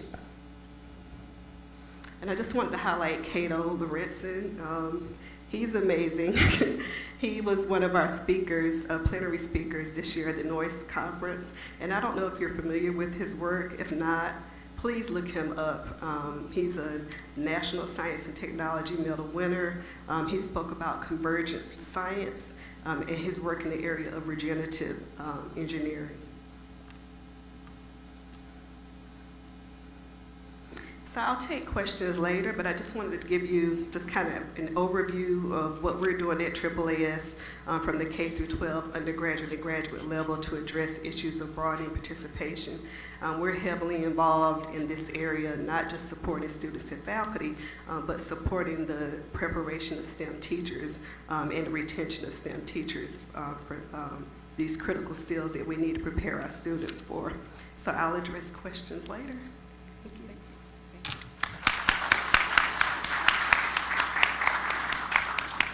Thank you, Iris. So we're going to ask Dr. Toll to come up, but I just wanted to mention that NC State was very well represented at the EARN conference. We actually had about 5 people that went. Where's Joel? Joel's here? Joel, and who else went? Olga. I forgot who else went with us, but. So it was very well attended, and we had a booth there. Well, so we did some recruiting there as well. I think this is the first time we've had a booth at this meeting. Maybe, I don't know, David Schaefer and the graduate school, and so we are represented at the EARN conference. And I've served as a judge there and spoken there and done all kinds of stuff, so it's really cool. All right, we're gonna ask Dr. Tull to come forward, and then we'll get your questions afterwards. Please write your questions on the card. We're gonna collect the cards in between time. So if something just kind of pops in your mind, just write it down. Thank you. Thank you very much, Dr. Grant. Thank you for the invitation, and good morning, everyone. It's a pleasure to be here. I was telling some people that one of the last times that I was here was as an undergraduate student, and I was part of the National Society of Black Engineers then, Region 2, and we had a regional leadership conference, and I remember staying in the dorms, and I was talking to an old friend from NSBE, Wendy Coleman Blue, and we were remembering back in the day when we were undergraduate students here at NC State, and I was telling Dr. Martin that I remembered being at Howard University, but coming to A&T to give my very first undergraduate student presentation way back in the day before I had these gray hairs. And so it's a pleasure to be back in North Carolina to see Chancellor Martin. Now he was the chair of the department then, but just to be influenced by so many people here in North Carolina. And I thank you again, Dr. Grant, who has been a wonderful mentor to me throughout the years. And so I am going to talk a little bit about some of the challenges and the opportunities, but sort of in the person of telling my own story. So when we think about challenges, we already know that the challenge is that we don't have enough. We don't have enough underrepresented engineers. We don't have enough underrepresented students who are thinking about science and technology, engineering and math. We don't have enough engineering students at the undergraduate, graduate levels as postdocs, as faculty. What is the opportunity? The opportunity is that we are all here thinking about this issue and this problem, and we can do something about it. We can work together, we can partner to do that. And so I'm very happy to be, in a sense, part of that equation. And so in the program, you see that I am the special assistant to the senior vice chancellor for the University System of Maryland, and I'll talk a little bit about that. But I have a lot of other titles, and so I was telling Dr. Grant and some of her colleagues what some of those are, and I'm going to go through some of those just so you sort of see, I guess, a picture of a woman who has a background in engineering and one of the types of trajectories, some of the types of things that we've done. So in addition to that, I am Associate Vice Provost for Strategic Initiatives at UMBC, which is the University of Maryland, Baltimore County, one of the 12 universities in the University System of Maryland, and also one of the research campuses there in Maryland. In addition to that, I direct pipeline professional development programs in Maryland. So a lot of the National Science Foundation programs, the Lewis Stokes Alliance for Minority Participation is one, and the Promise AGAP Alliances for Graduate Education is another. Advance for Women Faculty, I've had one of those projects. I have some projects through the Division of Engineering. I'll talk more about that. In engineering, I am currently a professor of the practice in humanitarian engineering and one of the founding faculty members for a very new program in engineering and computer education. So we're really, really excited about that. But let me go ahead and talk about developing diverse global engineers, because that's one of the places where Dr. Grant has asked me to discuss. So as she mentioned, I recently came back from South Africa. It was my very first time in Africa, and I gave a piece of this talk to students last week for part of the NSBE Region 2 conference, leadership conference. And I talked about how wonderful it was to be in Africa as a woman of African American descent, knowing a little bit about the slave history in my own family in Virginia, and being in that place and space, and having a lot of, particularly the women there, say, we are happy to see you, happy to know that there are women out there who have graduate degrees, who have PhDs in STEM fields, and who are part of engineering. And we talked there, I was at the Gender Summit for Aviation Sciences, and they were talking about women in aerospace engineering, and the numbers are dismal. I mean, we sort of know that, but when we look at the data and then we actually see how small the numbers really are, we are even more surprised. One of the charts and things that I often talk about, and I don't have the chart in this presentation, but I'll just tell you about it. When we look at engineering faculty, the people who are the professors, engineering faculty, there are about 27,000 of them in the United States. Now, I am an African American woman, Dr. Grant, African American woman. I saw Dr. Ivy walk in, Dr. Julie Ivy in industrial engineering. And so, do you know how many black engineering professors there are? 100. So 27,000 total, 100 African American women. For women of other underrepresented backgrounds, when we start talking about our Latina sisters and Native American and so forth, some of those numbers are so small that they are suppressed. And in the data, you will see the asterisk that's there.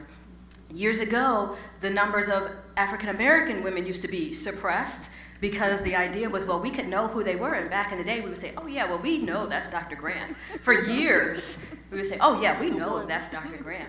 And I think Dr. Grant, if I remember correctly, in some of the different talks that she's done nationally, she's talked about being more than just a number. And she's had talks about this nationally. But it was just really good to be sort of, as we say, back in the motherland. So I really had a profound cultural experience being there. Now, Dr. Martin said something about math. And so this brings me to a story about my dad. That's my dad, who has passed away. This was me when I was just a little girl. And my dad loved math, loved math. And so he was the one who influenced me to become an engineer. My dad was an engineering student, got an engineering degree from Howard University. And so he was the one who said, and yes, you are going to Howard, and yes, you are going to be an engineer. So, of course, you know, fathers have influence over their daughters. And he told me that being a young black girl, that I should go into engineering because math was an objective measure.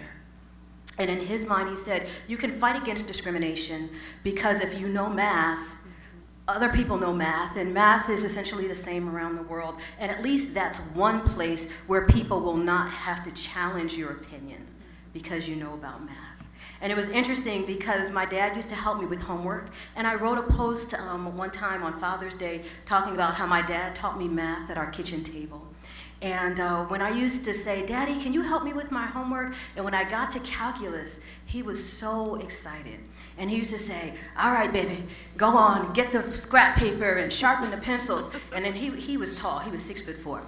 And he would say, math, good stuff, good stuff. And then my brothers and I would be like, oh no, we're gonna be here all night. But my dad taught me to derive in a very meticulous way.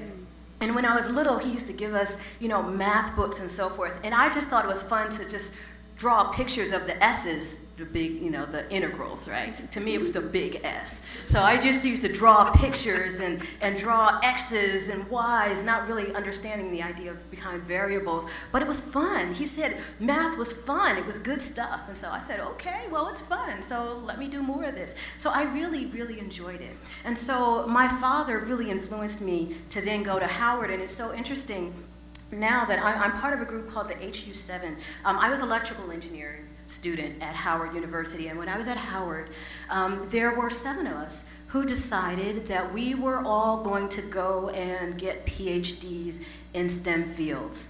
And it is just really a wonderful opportunity now. The 7 of us go around and do different talks and so forth. We were in Maryland a couple of weeks ago. Last week we were in Atlanta for the Opportunities Awareness Workshop sponsored by Department of Navy. And some of you might know some of these folks. Dr. Jared Riddick is now the director for Vehicle Technology Directorate at the Army Research Lab. Dr. Makola Abdullah, who is a civil engineer, is the president of Virginia State University. Dr. John Davis he went to Berkeley. He was one of Dr. Gary May's proteges from the SURF program, but he is at the RAND Corporation. He was also an entrepreneur. You were talking about entrepreneurship and the power of that. Dr. Fred Ware worked at Verizon and then Comcast Labs. Dr. Kim Jones is another civil engineer, does environmental engineering, works with environmental justice, chair of the department, civil engineering at Howard. Dr. Carl Moore went back to an HBCU at FAMU, Florida A&M University, working in robotics, has some NSF grants there as an associate professor, and myself. And so I'm really privileged to be part of this group. And so when we talk about challenges and we talk about the numbers, we know that women are underrepresented in engineering, and these are some of the numbers that I share. When we look at that combination of women enrolled in graduate programs, because if we're talking about pipeline and who the next professors are going to be, we have to look to see where they're coming from. And if we don't have enough in even our graduate programs, then we have a whole lot to do. So when we look at women, we look at the group, I'm looking at the group of underrepresented women, Hispanic, and I should have put an A there for Latina actually, but African American, American Indian, Alaska Native, Native Hawaiian, combined, only 7.1% of U.S. citizen permanent resident women enrolled in graduate engineering programs right now. And so that's hardly anything. So we have to cultivate a new generation of STEM professors, and that's one of the things that I'm dedicated to. And so I have worked with advanced programs and so forth. We even have some bilingual presentations, and I hope that that's going to be part of my legacy to build a new generation of STEM professors. Now, I work at UMBC primarily as our headquarters. And I just wanted to highlight a piece of the mission because we have put things related to cultural diversity into our university mission. Cultural and ethnic diversity, those words are part of our mission. Our vision talks about welcoming, inspiring, inquisitive minds from all backgrounds. And we have the Meyerhoff Scholars Program, which was started by philanthropic contribution to Dr. Meyerhoff and his wife years ago, about 30 years ago. And that program has developed so many African American and people from underrepresented groups. They're folks in STEM fields that have gone on to be leaders. And our president, Freeman Hrabowski, talks about this in some of his work, that we have so many people, and we have people involved in graduate programs. We have some firsts. For example, Dr. Kyla McMullen ended up being the first woman to get a PhD in computer science from University of Michigan. She is now a faculty member at University of Florida. There are a number of different people. I mean, I could go on and on and on and on about the people in that program. And there are a variety of different things that this program does in terms of changing institutional culture.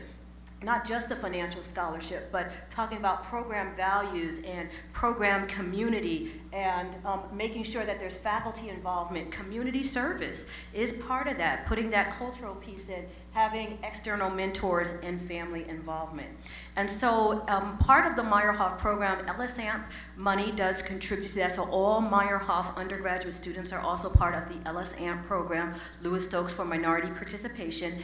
And in our Promise AGET program at the graduate level, all 12 institutions within the University System of Maryland are part of our AGET program. We also work with some community colleges, at Community College of Baltimore County, Anne Arundel Community College, and the Ana G. Mendez two-year college. And so our Promise program encompasses all underrepresented graduate students in STEM fields across the 12 institutions. Now, Dr. Wagstaff talked a little bit about some of the social science constructs. And so some of the things that we try to talk about are things like your academic identity.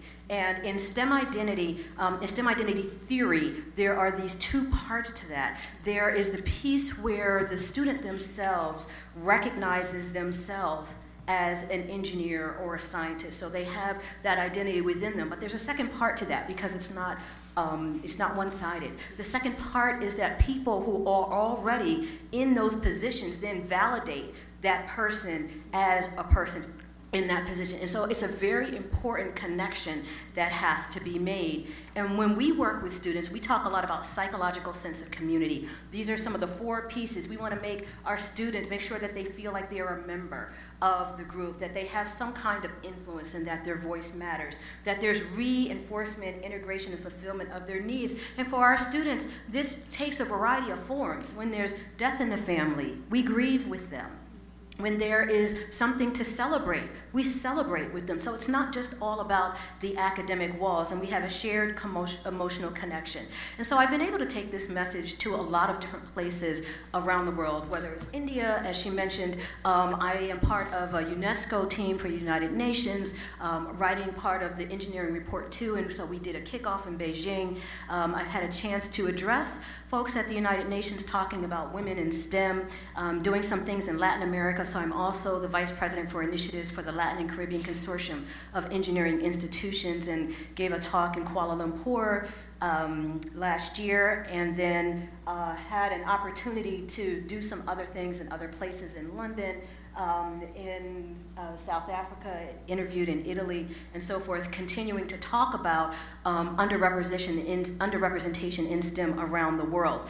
Now, there's a quick piece that I do want to talk about, and I'll try to get through it as quickly as possible. It's called the Jessica effect. The Jessica effect was based on, unfortunately, a very sad incident that happened on UMBC's campus years ago. There was a young woman named Jessica Soto Perez, and she was from Puerto Rico. And unfortunately, I could say she died, but it wasn't that she just died. She was killed on campus by her husband. And so it was a harrowing experience, because she was one of our peer mentors. She was a chemical engineer, and she had planned to go back to Puerto Rico to become a faculty member. And all of those things were already set up for her. So talk about a beautiful woman with so much promise. But we tried to sort of channel our grief and come up with something that we now call the Jessica effect, and that is when we have events on campus that are celebratory or even just recognizing students, we want families to come, and even in some classroom experiences where possible, invite families, invite friends, invite significant others, invite people who support those students. So for example, I have to rush out after near 12 o'clock, near our session, because we have a session that's going to be at our university, and we've already told people, we said, we're invoking the Jessica effect. Bring your kids. Bring your boyfriends, your girlfriends, whomever, because we don't want anybody to have to wonder where you are. We don't want anybody to think that the university is a foreign place, that these walls are something that they cannot have access to. We want all of them to be involved. And so we consider that. And we've started to talk about this extended family effect and who family members are, and helping faculty members to even understand that family is not just your blood family in a lot of different cultures. So my mother's friend is my aunt. My mom was in a sorority. She's in Delta Sigma Theta sorority, for example. My father's in Omega Psi Phi. All of their sorority sisters, their sorors as they call them, all of his fraternity brothers, they're all my aunts and uncles. Okay, and I literally call them Aunt Meryl, and their kids are my cousins.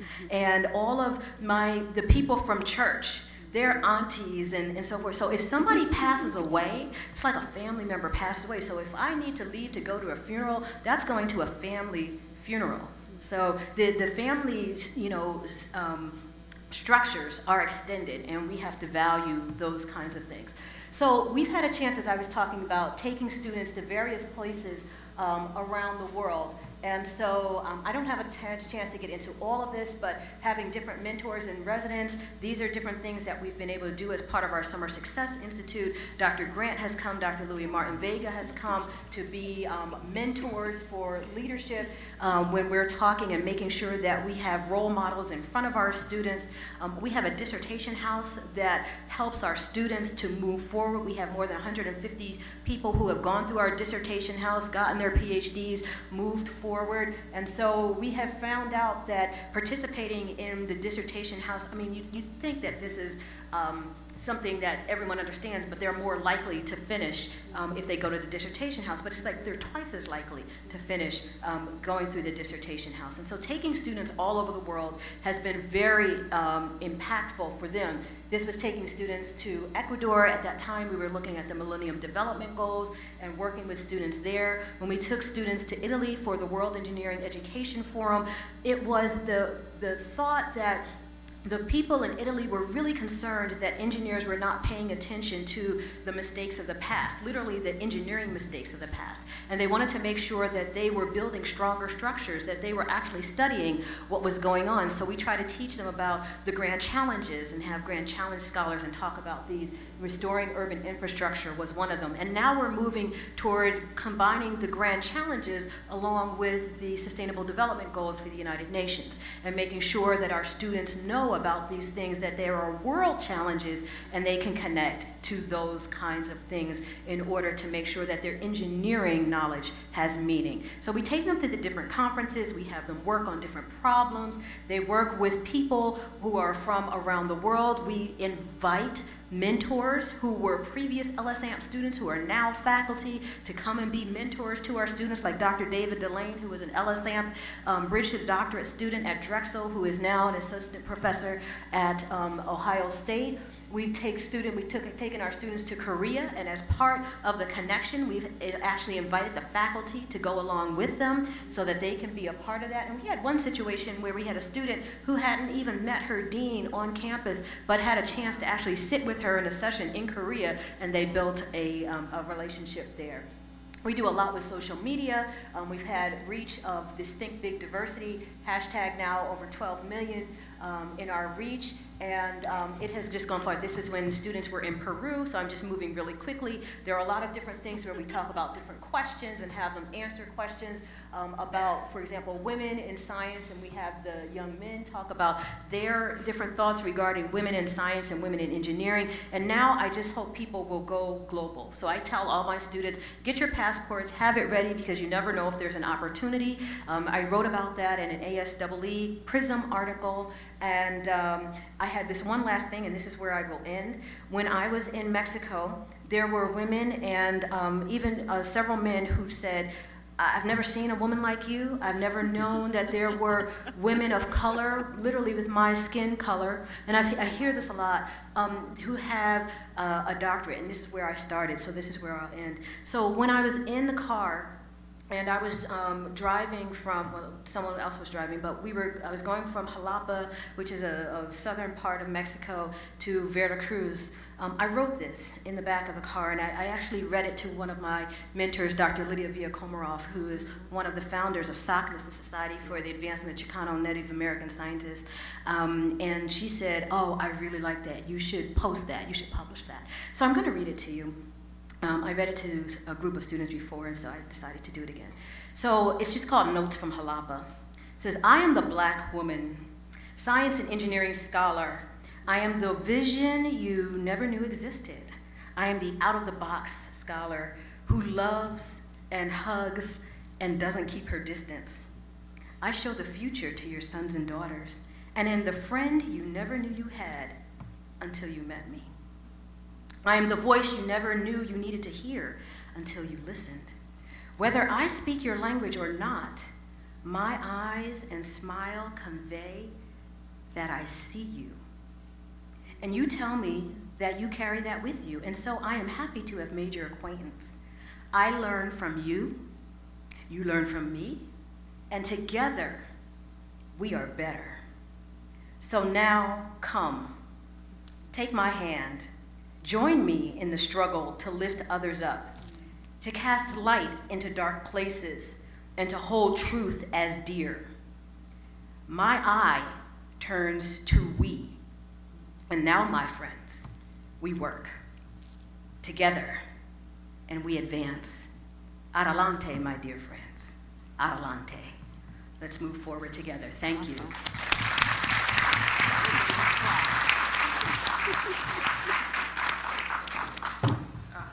So know Angie and I are sitting over here crying. I can't even see y'all.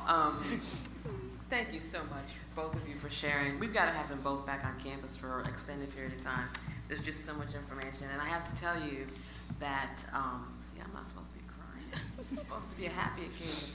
I have to tell you that I'm hoping that those of you who are in the room who are not part of this group of people understand the power of the network that we have here. I mean, I knew these women as grad students, but now I call Renetta up for encouragement. Obviously, you can see why that would be the case.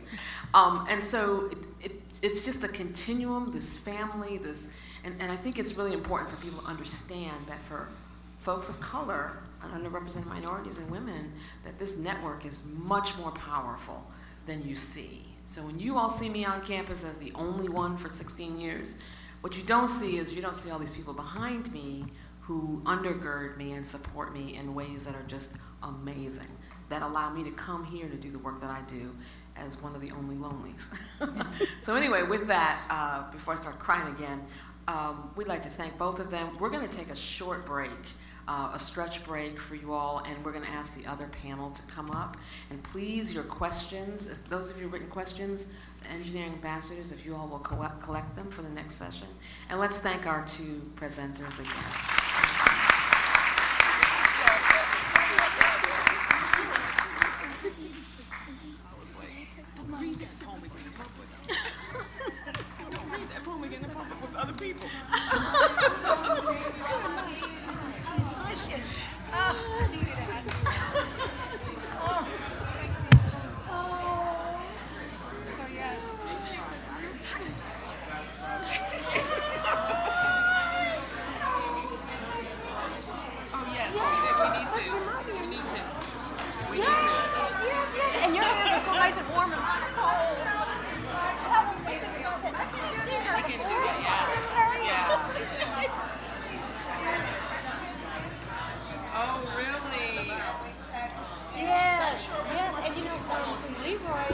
We're going to make it a 5-minute break, okay? So stretch break.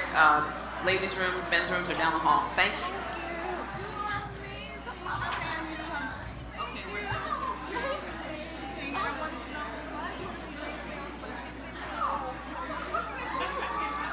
I do, but it's better if you follow on Twitter or LinkedIn. Are you on Twitter? I am. Okay, on LinkedIn?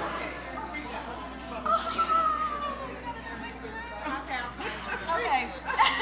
She can't read that poem in public again. Not if I'm in the room. I'm just like, I was like, oh, hello, how are you? Let's see, where's Thank you. Thank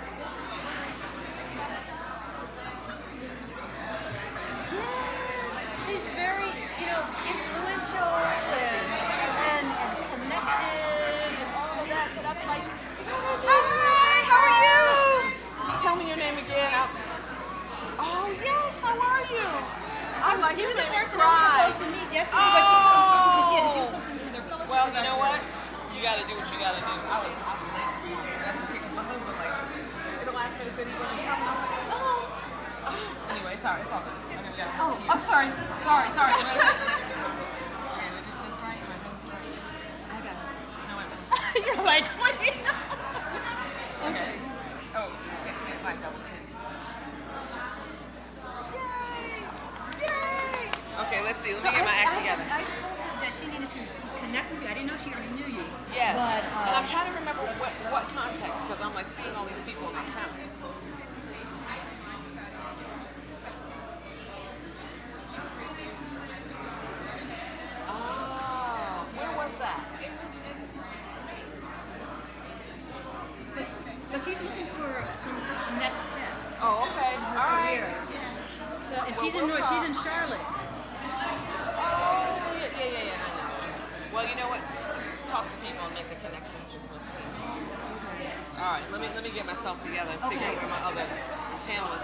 Okay.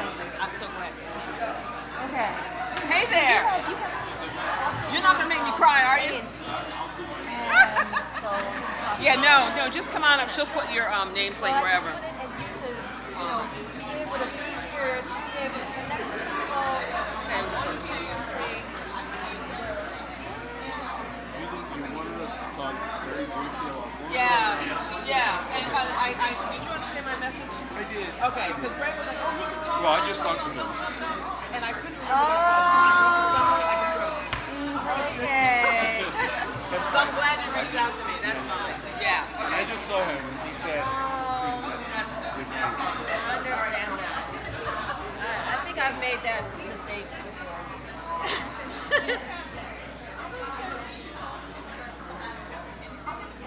Yeah. So is it like, is it mountain? Is it central? Hey, guys.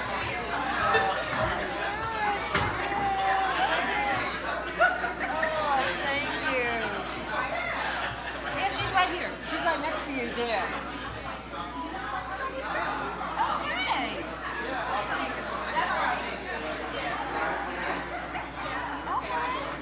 Okay. All right, now. Now, did you ever get a chance to talk to MJ Bishop? Okay. Did I? Okay, so let me. Yes. It was good. Oh, okay. She was willing to have a conversation, I know, so. Okay. So we got a number. Yeah. Okay. I don't know. She wants to. Okay. Oh, okay. Well, that's not too bad. Okay. Okay, that's fine. All right. Yeah, that's fine. I'm trying to figure out if I can sit here. Okay. I don't think there's another extra chair. So I'm gonna let you do this. Okay. I'm just gonna say I'll facilitate questions. That's fine. Okay. Hopefully they have collected some. All right. Next session. Okay, sounds good. I think I need to get some coffee. My hands are cold. Your hands are warm. Mine are cold. is that enough? You need enough? I think I'm gonna get some coffee now. Can I introduce myself? Yeah. Hey, how are y'all doing? My name is Scott Walter. I went to school here. I teach at University. Oh, do you? And we just started an engineering program. And I just want to say I love your comments. Yeah, what you're doing. There's a student who's from my church who goes there. Oh. So one of the instructors went to A&T. One of my colleagues, Serena Hargrove, she was at CAME. Okay. I'll just throw names out. But No, I don't know her. so I just wanted to. It's nice to meet you. Maybe Nice to we'll meet cross you. paths someday. Thank you. All right. Thanks for coming. Take care. Hi, Yeah. I am not my mom. Yeah, my mom. Oh, okay. Let me help you get there. Okay.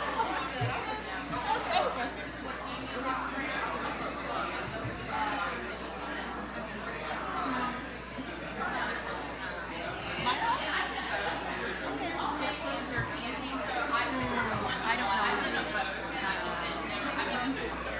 Okay. Oh. Okay.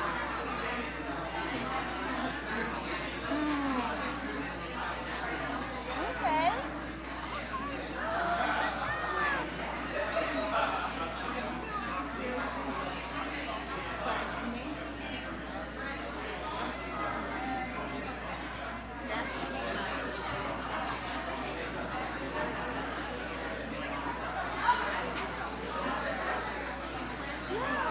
I would be interested in that.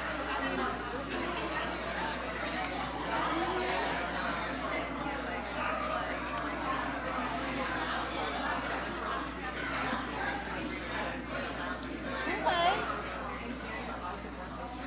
Yeah. Yeah.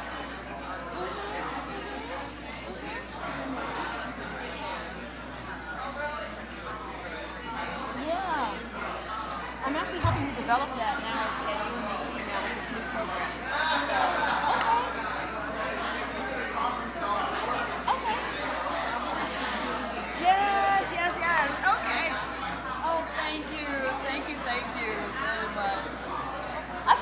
down. And then you don't have to come out. And then I need to get some coffee too.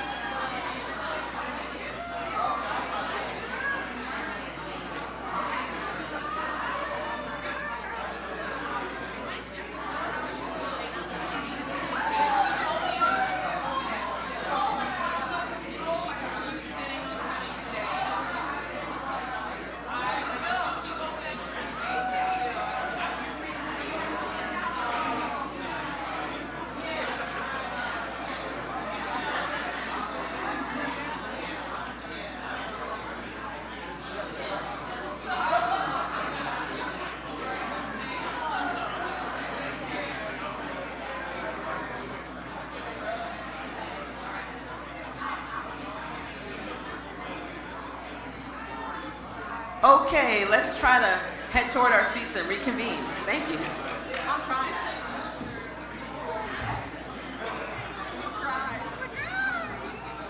Okay, let's see.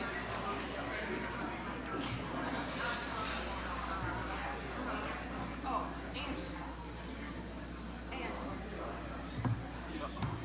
I wanted to sit next to you. I don't know.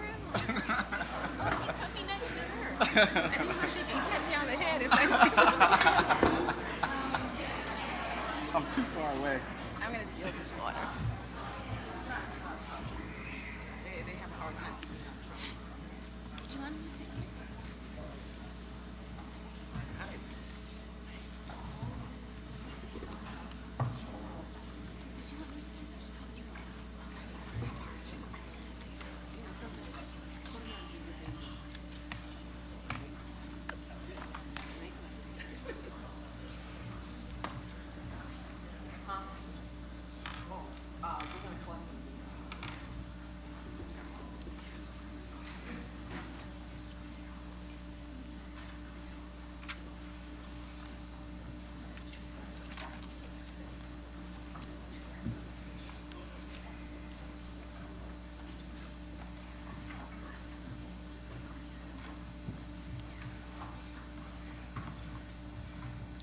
Okay, we're going to get started again. I was hugging everybody. It's like reunions. whole week. I'm so excited. We have to do this again, Dan. He said, this is fun.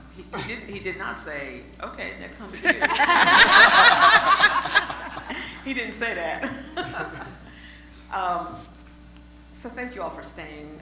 We have a spirited group, as you can see, a lot of picture taking and smiling.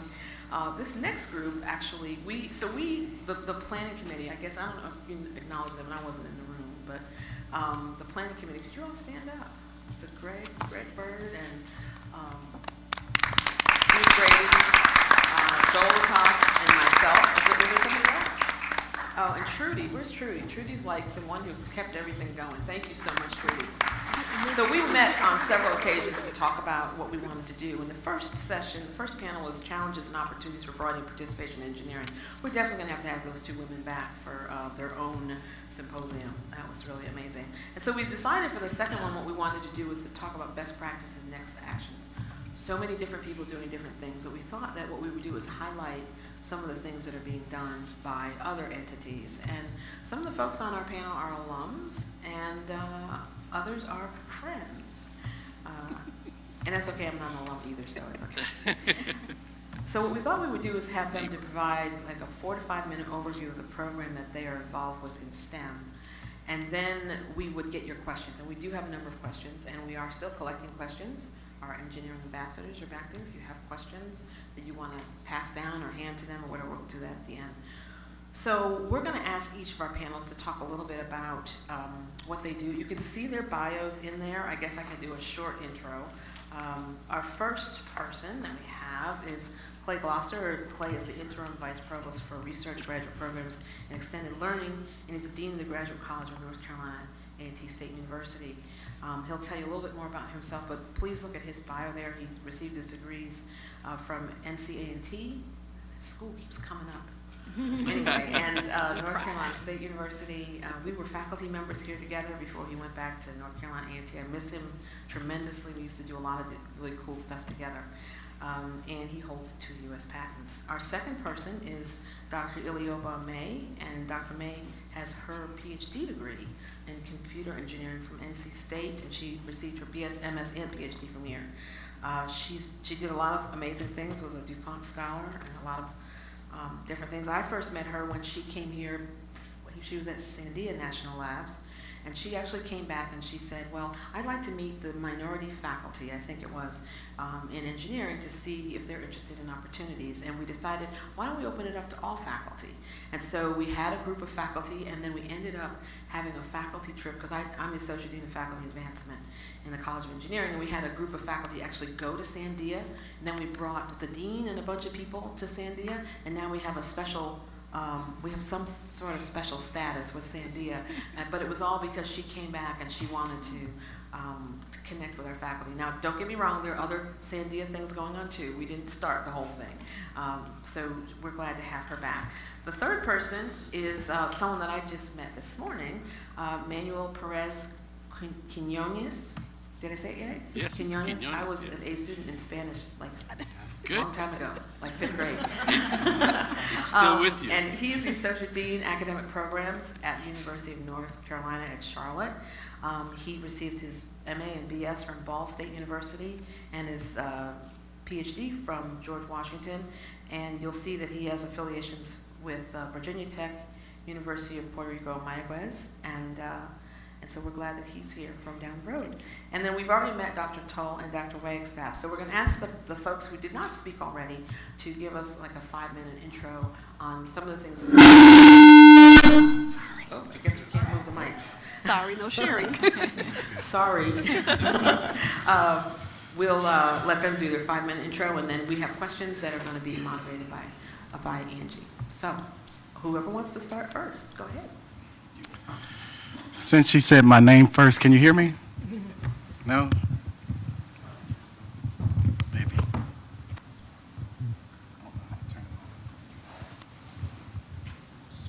Well, we know this one works. Yes, that's okay. Yeah, that works. Okay, I need a mic. My name is Clay Gloster. I'm currently serve as the Interim Vice Provost for Research, Graduate Programs, and Extended Learning, and the Dean of the Graduate College at North Carolina A&T. And I'd like to share about a few broadening participation projects that I've been involved in. I've only been the interim Dean of the Graduate College for 3 months, so I guess I'm serving as an expert in graduate education programs. However, you know, my background has been in broadened participation for years, so I'll start out with projects and show how they progressed to the current project that we have funded by NSF at the graduate level. Several years ago, the Verizon Foundation started a program, and it focused on minority middle school males.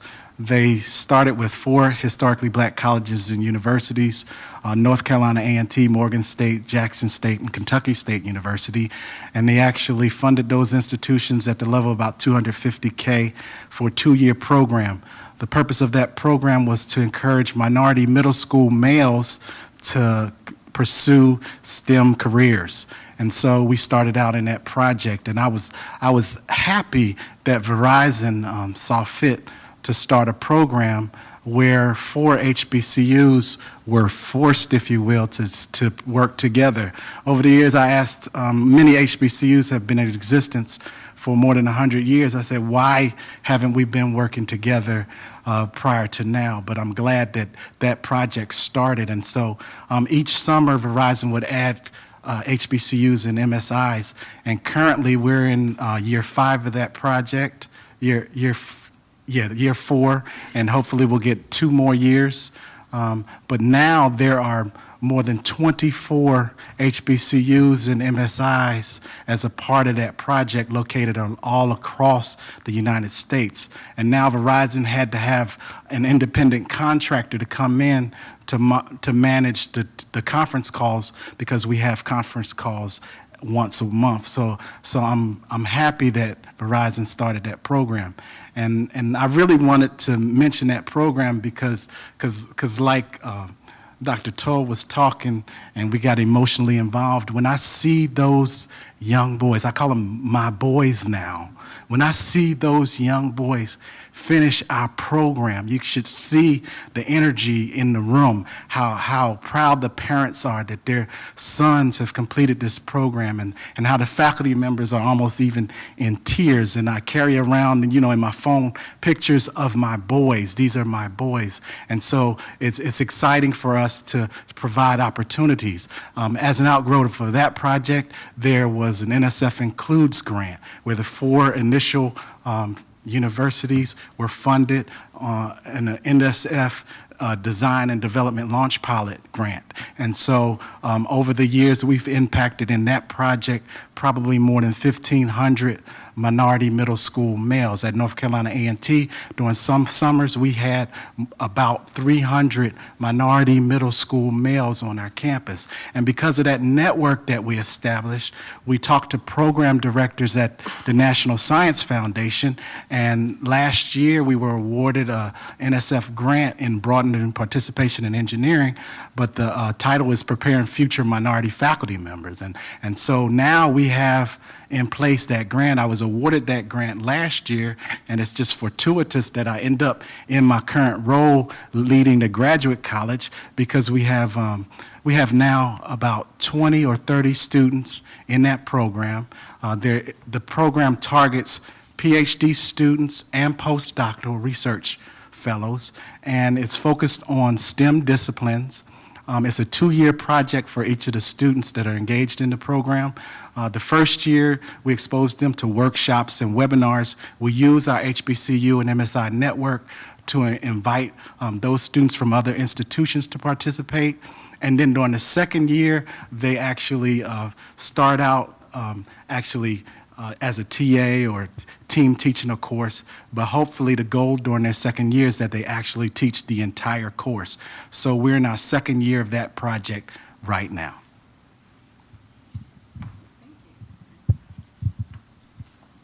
Okay, next.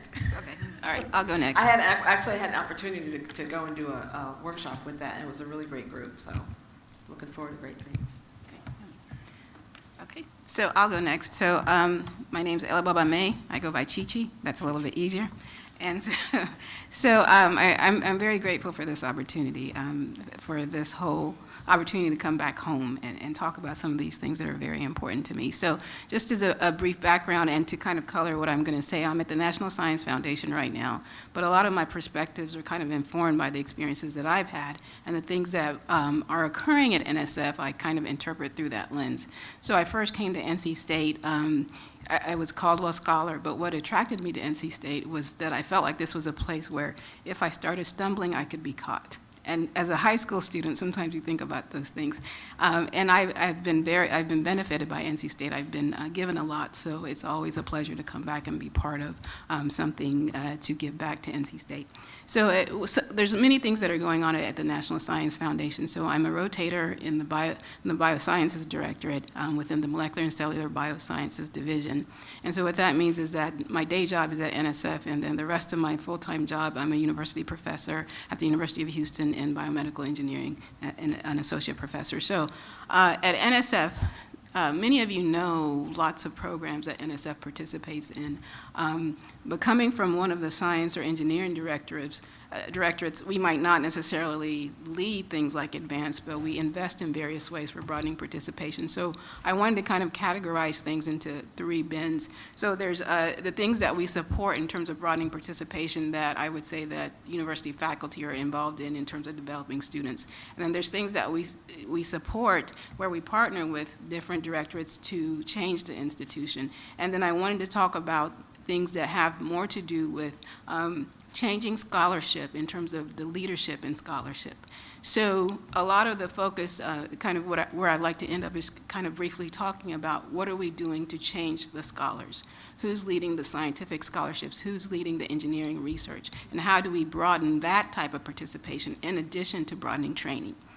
And so at NSF, there's the typical ways that we think about broadening participation when through supporting it in faculty grants. So when faculty write proposals, there's the broadening participation piece. And some of the things that we're trying to emphasize both to panelists and to PIs when they call in is that shouldn't be an add-on. It's not an afterthought. It's not like I did my due diligence. It's not a checkbox. It's really an opportunity to think about it in a critical fashion and say, okay, what is the problem? What is that unique challenge that I see in this area of broadening participation in engineering sciences? It's kind of like a passion project. You know, when I talk to PIs, I'm like, what is the what if thing? If I could do this, if I had a little bit more funds, this is how I would change broadening participation. So we're encouraging, especially within the bio directorate, we're encouraging our PIs to think about it more broadly and more creatively, and to be able to think about how do you now not only implement it, but then how do you evaluate it and say, was I successful or not? So that's one of the areas that we support, and also set aside some funds for that. So another area that we support in terms of broadening participation, and I wanted to make this point because leadership within the different directorates at NSF matters.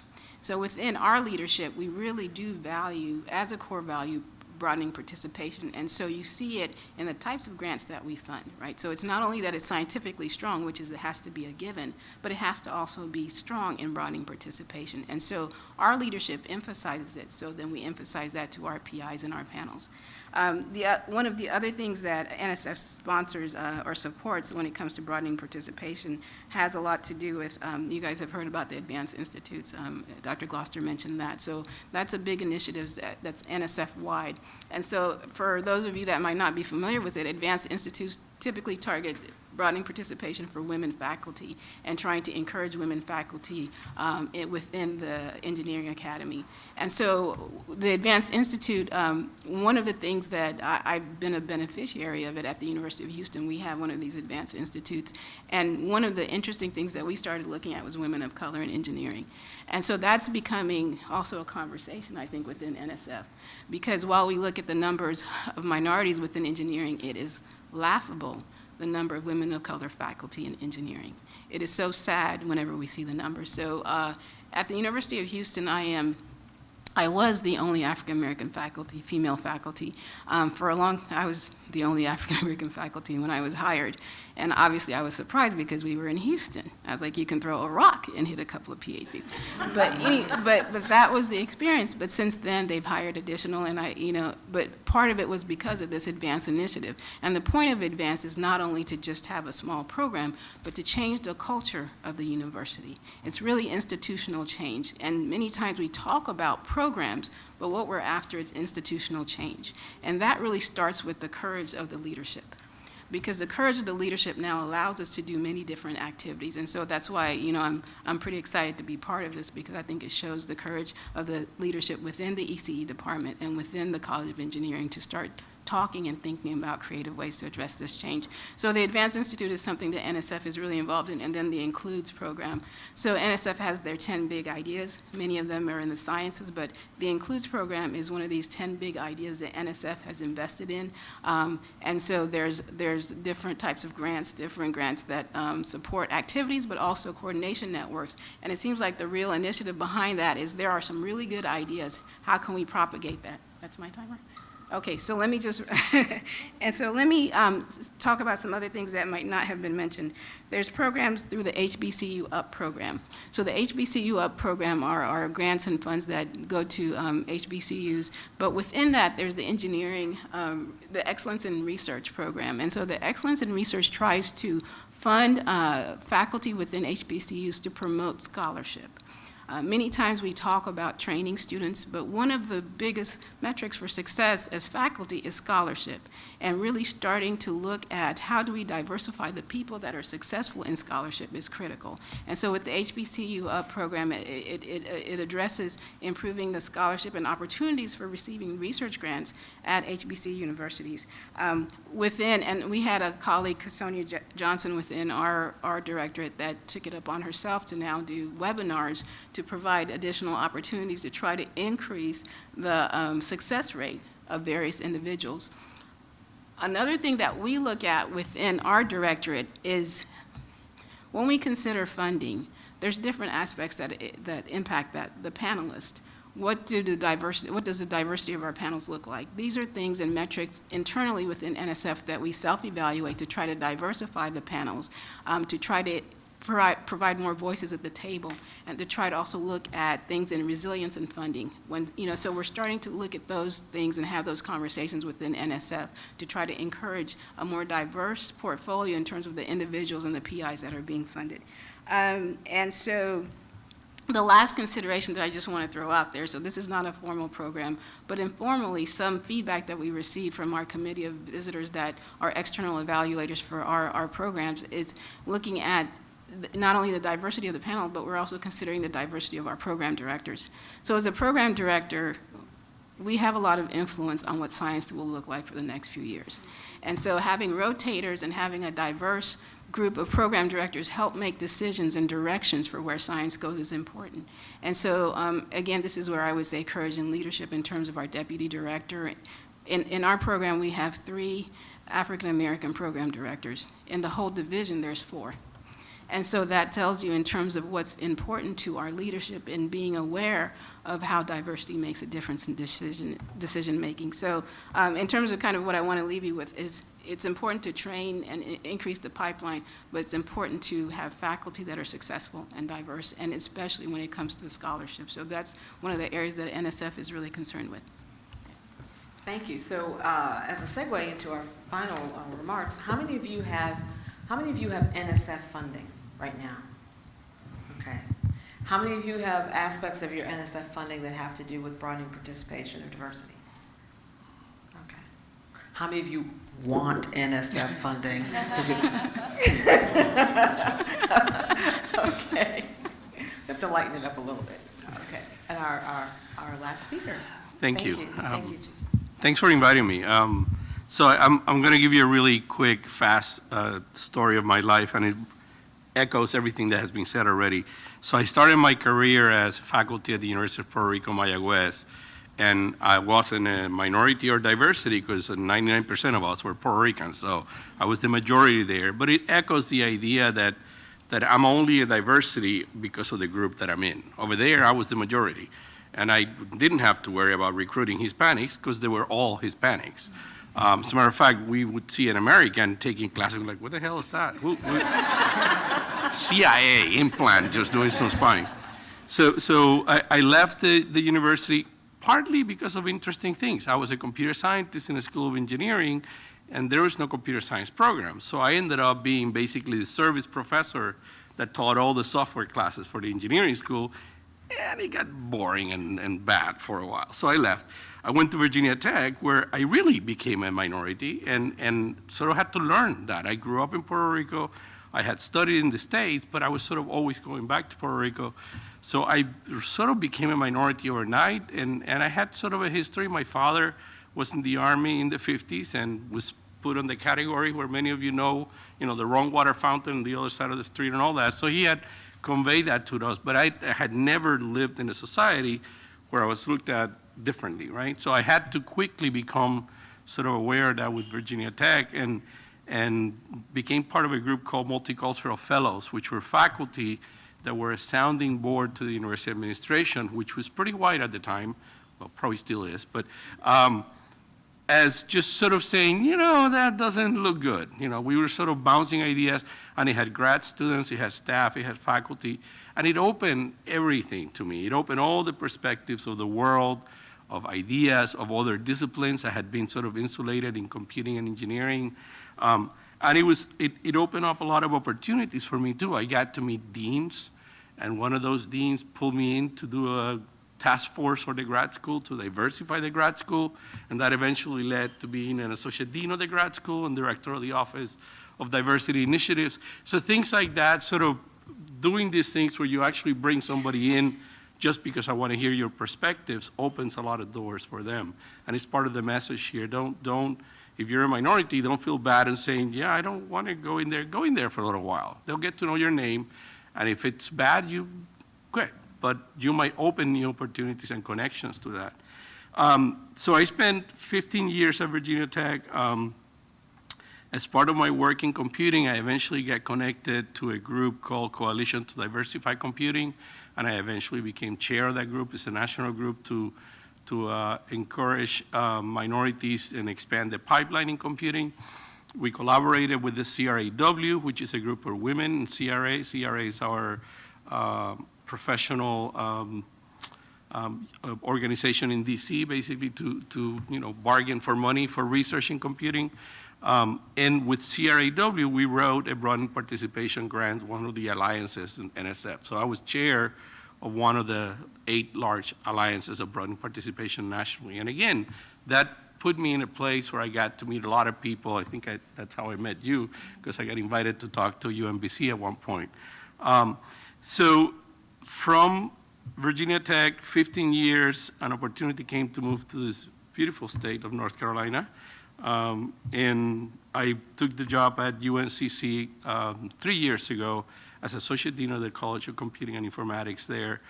One of the things that made me move down there was at Virginia Tech, we struggled to recruit minorities. It's, very middle of nowhere, rural, non-diverse environment. We still did well. My computer science department there, I graduated. I was co-advisor of 2 female African-American PhDs. We graduated 5 in the time I was there. So we were doing pretty well. But it's still hard to convince people to come there. I recruited Latinos. They came visit and said, I don't know. And out. It's like, so the opportunity to come to Charlotte was amazing because the diversity was there. I didn't have to recruit. I could just then mentor and graduate them. And I'm still there, just got there basically 3 years ago. But we have the second highest number of African-American undergrad computer science graduates in the state, after A&T, of course. And we're the number 1 in Hispanics in the state because there's no HSI in the state, but okay, we'll take it. We're doing okay with women, not as well as the other 2. So to me, that opened an opportunity to say, they're here, what are you gonna do? Help them push them to the next step. So I see that as a challenge. I'll mention a couple of the programs that I've been part of. I mentioned the CRAW CDC Alliance, and there's a lot of things on that project that are still going on. I can talk about that later. We did one thing for faculty involvement at Virginia Tech that has been pretty successful. Our chair, Dr. Barbara Ryder, insisted that every faculty had to be engaged in one diversity activity. And the first year or 2, that confused everybody, because what is that? What do I do? I have a female student, and does that count? Like, no.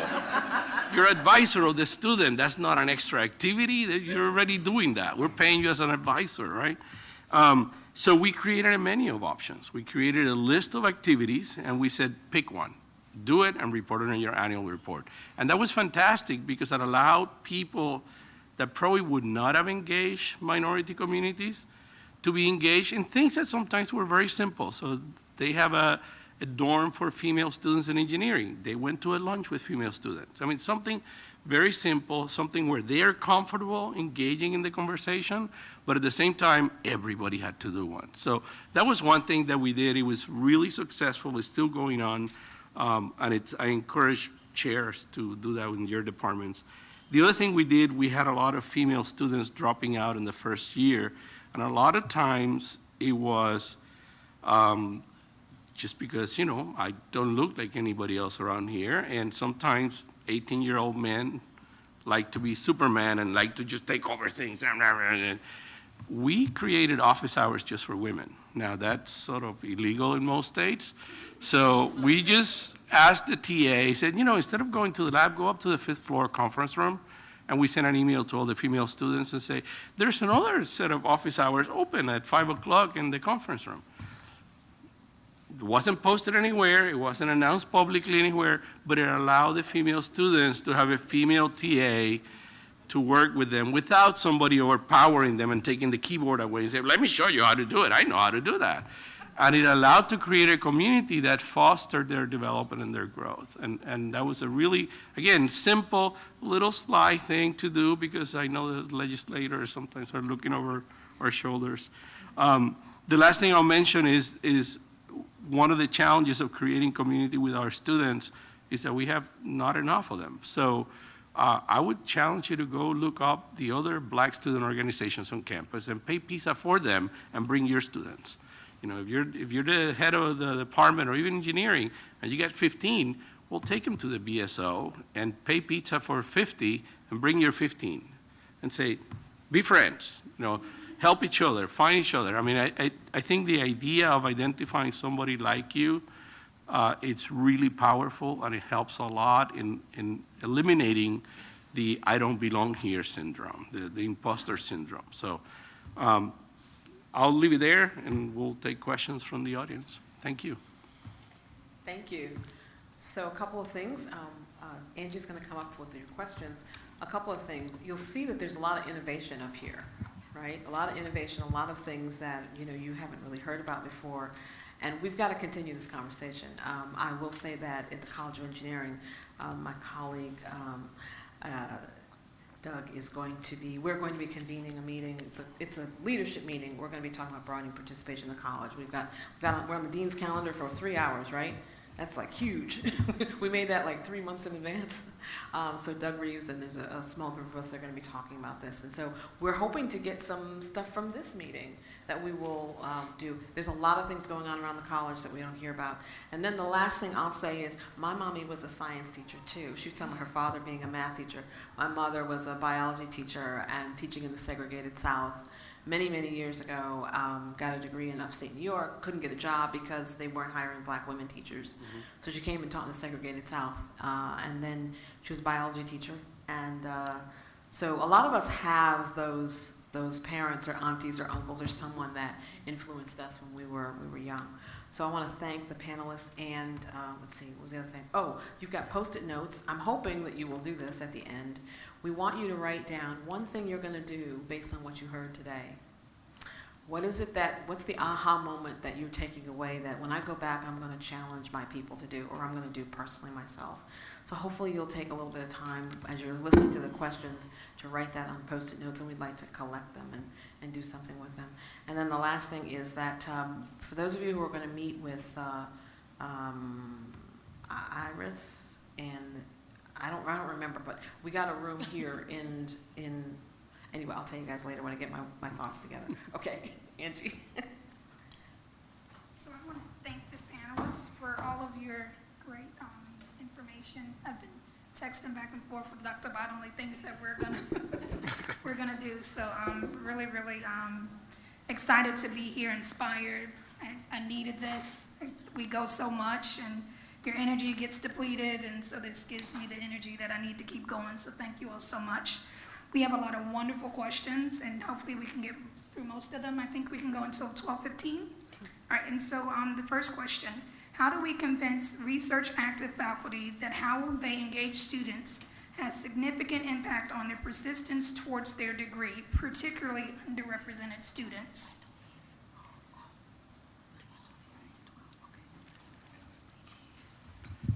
Stop celebrating them just because they have dollars and publications.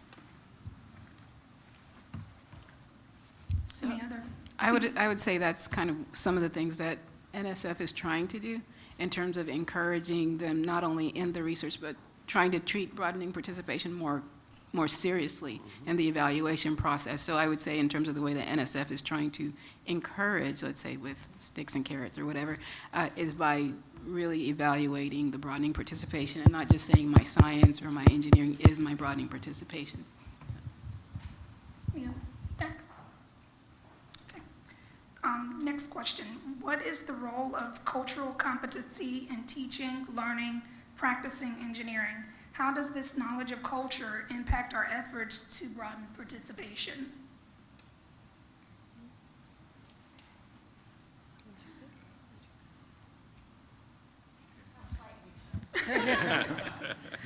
So, one of the things that I think is important when we're teaching, period, is to think about learning styles of our students. And so I'm reminded of one of the people who used to work in the White House in the former administration who was talking about one of her professors who was from Japan and how he determined from the very first day of class that all of his students were getting an A. And so the way that he taught was that you start off with an A.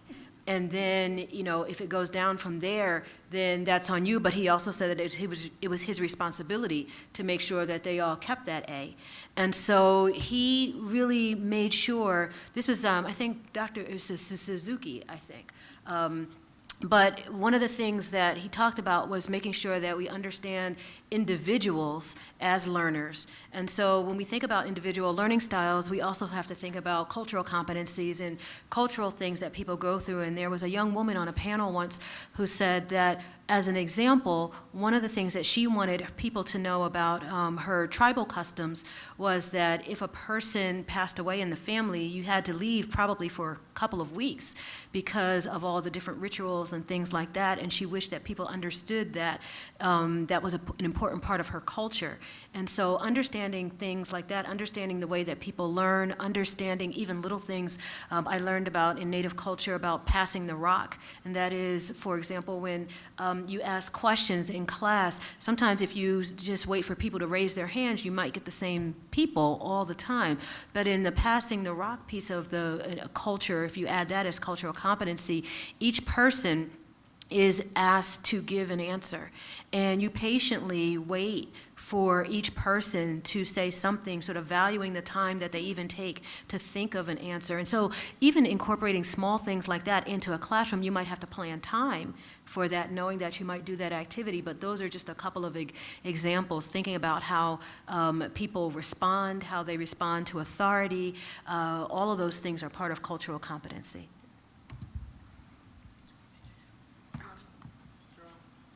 We're going to take take a picture break. Dr. Yeah. Tull has to catch a plane. We're going to take a picture break. Come on. Sorry. Jerome's taking our picture. Do you have the camera? You have your phone? Okay. He's so cool. Okay. Sorry about this, but you guys know I'm a picture fiend. Now my kids will say I'm gonna cut your heads off. Don't do that.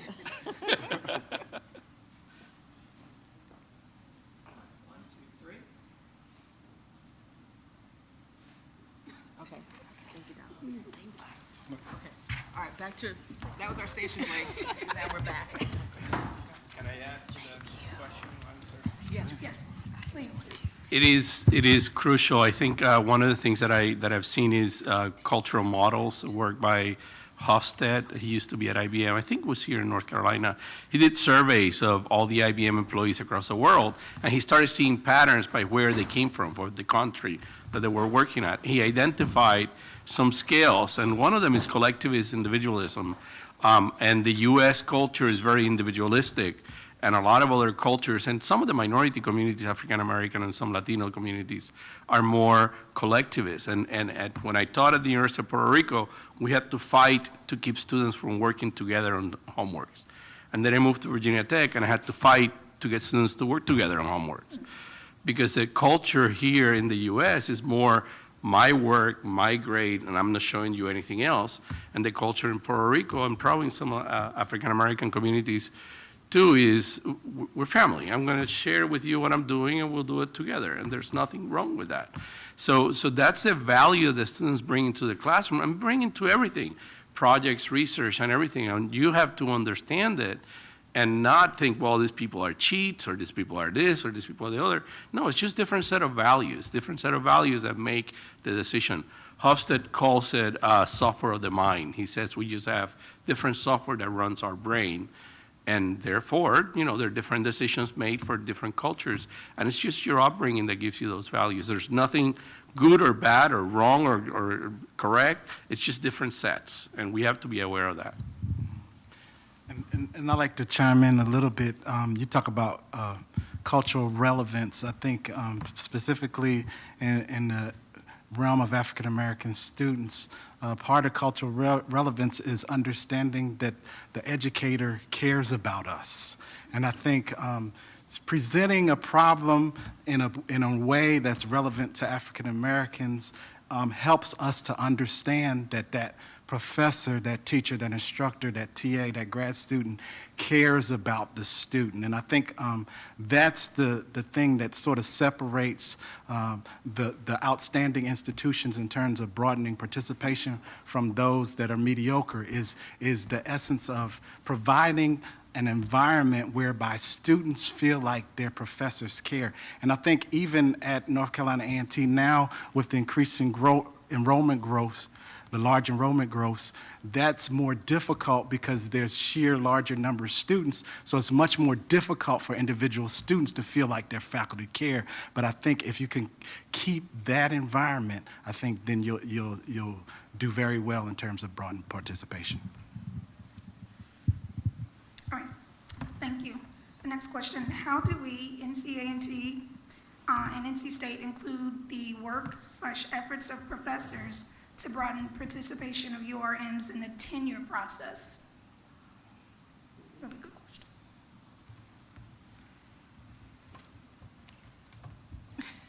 I'll let you do that one. That's a very tricky question because I don't honestly, I don't want any of the minorities to get tenure for anything other than the way everybody else gets tenure. So you gotta enforce and encourage them to excel in scholarship. You don't want people to get tenure and say, oh yeah, but that's because they help other minorities or something like that. So you gotta be really careful on that.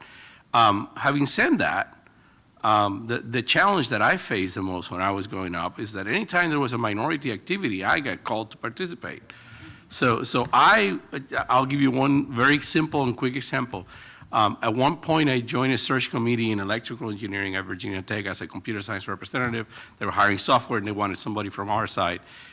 This guy who was hired the same time I was, he was white, male, was his first search committee. It was my 10th search committee, okay? So clearly, we both went up at the same time. You can add up the number of hours I spent on search committees that I didn't do research that he did. And that's the challenge. I mean, don't abuse the minorities before they get tenure. If you want them to get to that bar for tenure, support them to get to that bar for tenure, and then find somebody else to deal with the issue of broadening participation. Because if you include that over here, then you're gonna create a two-class system of the white professors get tenure because of this, and the black and Latinos get it because of this. And they do some broadening participation. So you got to be careful on how to do that.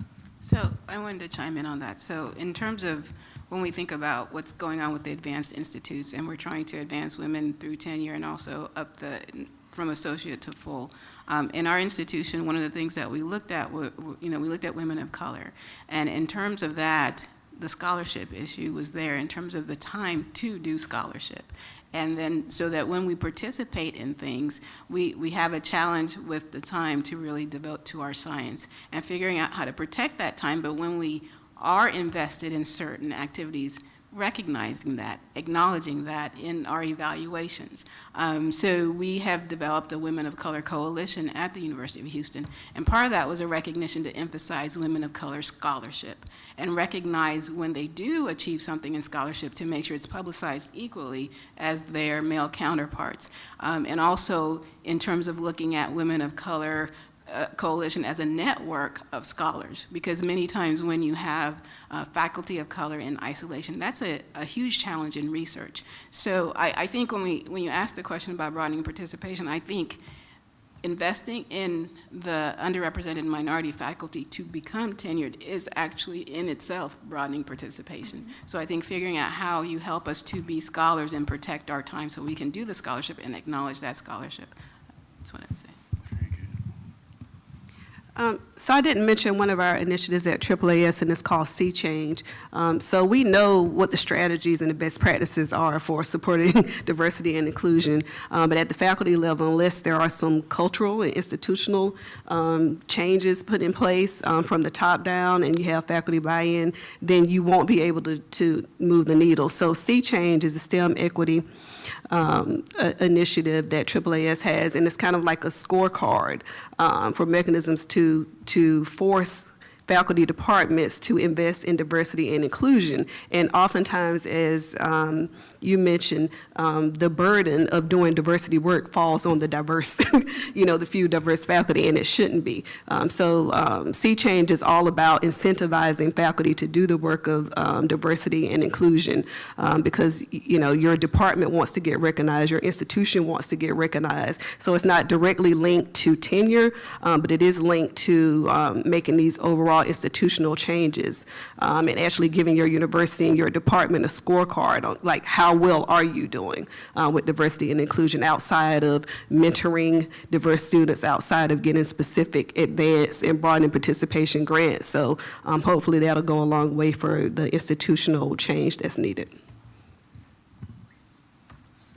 Next question. So we've heard it's important to reach minority populations as early as kindergarten. For faculty who devote most of their time on research, what tips can you share for incorporating outreach to such young students, particularly when there are not obvious applications of the research to them? So I'd like to take that, and the reason why is because, so faculty, I think one way that the university can help faculty is when they have like programs and institutes that link them up or connect them with opportunities in the community to do outreach.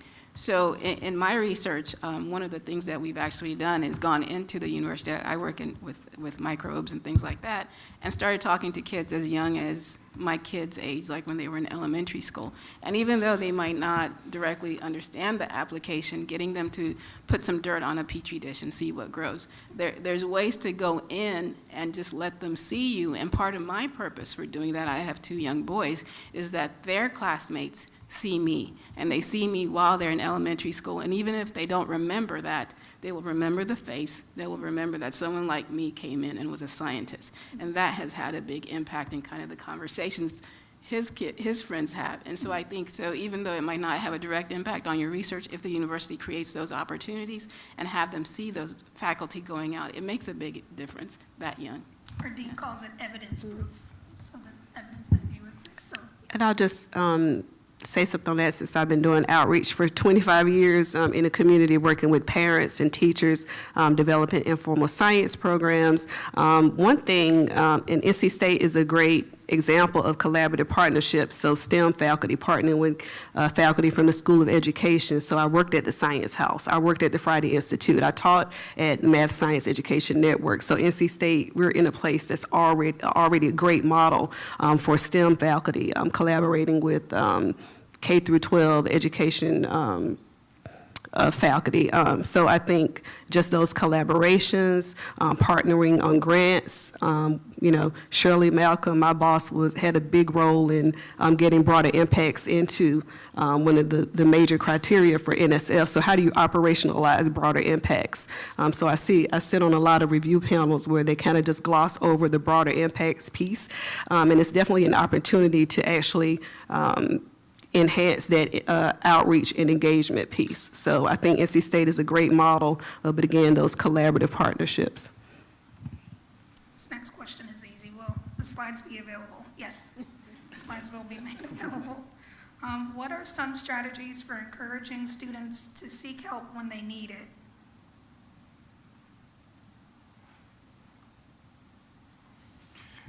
I think after you engage with students and you have developed a relationship, I think it's important primarily for an institution to have role models in place so that students have people that they can go to. But I've also noticed that many of our students, when opportunities come, they don't recognize the significance of the opportunity. And sometimes they need a little bit of encouragement in order to apply. So I think sometimes we as faculty members need to identify, here's an opportunity, and sort of identify the student that we know about that's well matched to meet the requirements or qualifications for that opportunity, and then reach out to those students. I think in many institutions, we just send email.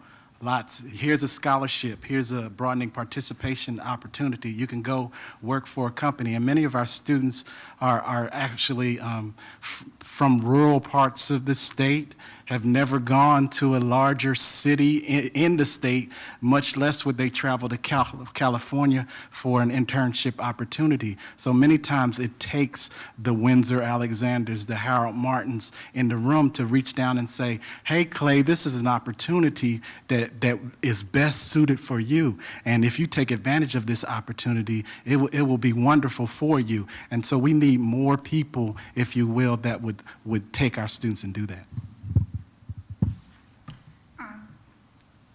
Examples of culturally relevant pedagogy is the topic that was written. I can say it really quick.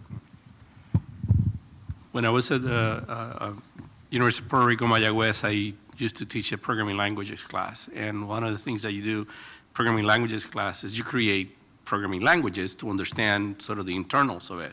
Well, my students were all Puerto Rican, so the programming language I created in the class was in Spanish. And it just blew their mind away that they could write code in a language. And mind you, programming language is like 20 keywords. It's not like this is prose.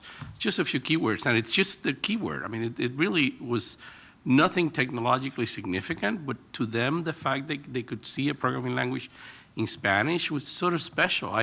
It didn't take 2 days till from the day I did the first lecture that professors came up to me and said, what the hell are you doing? So what do you mean? He says, you're creating a language in Spanish? I'm going, no, I mean, you know, and they were just super excited just because of that simple thing that was connecting to them, the language. For Puerto Ricans, language is a big thing. We're part of the US, but we don't want to be or like to be, so we reluctantly speak English, you know? So the fact that it was in Spanish was just amazing. And I think some of our students haven't been exposed to a lot of things that our faculty members have been exposed to. And so sometimes I think it's more difficult to come up with something that's culturally relevant, but I think it's very easy for us all to actually present an example in class that the students just don't understand because they don't have the background, they don't have the exposure, they never understood, they never had that experience. And we as faculty members, we think that everybody had the same experiences that we had. And so I think we need to be very conscious about when we're creating examples for our students to think about their backgrounds and to think about context, to think about who are the people in this classroom, because they are really actually people. They're not a number.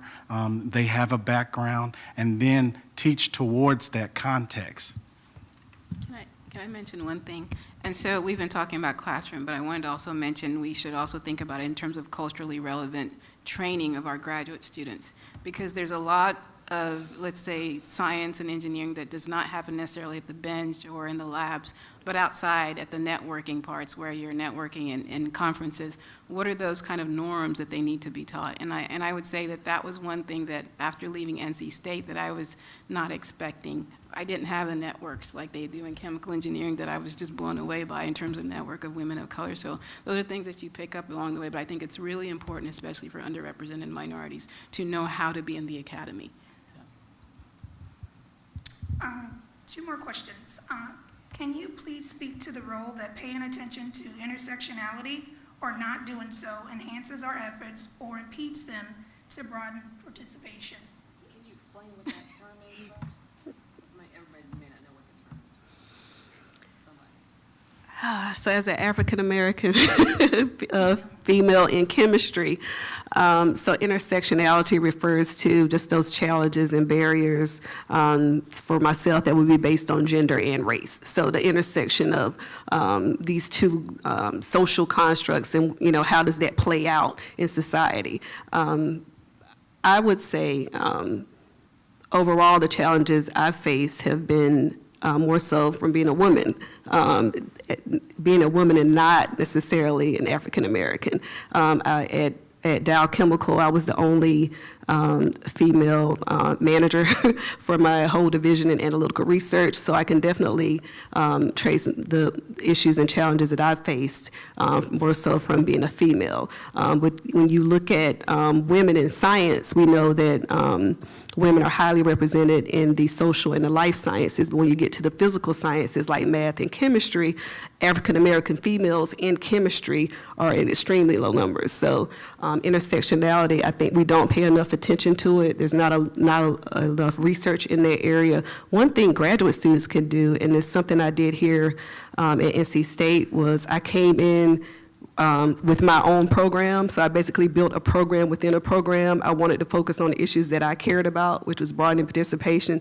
So I strategically designed my research to address the issues that I cared about, which was science self-efficacy and science identity, and enhancing STEM career intent in underrepresented students. So as a master's or a PhD level student, you know, take those opportunities to design your own program and do the research that you want to do to advance efforts that you care about. So that's one way to advance the research and the knowledge base in those areas where we don't have enough attention paid to.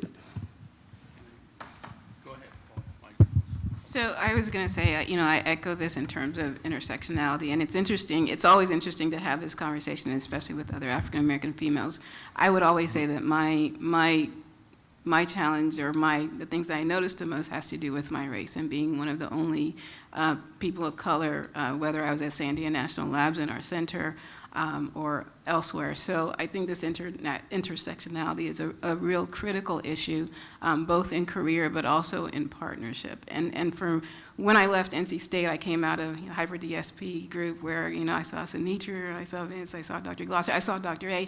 And so I was really spoiled, but when I went into Sandia National Lab, I was the only one.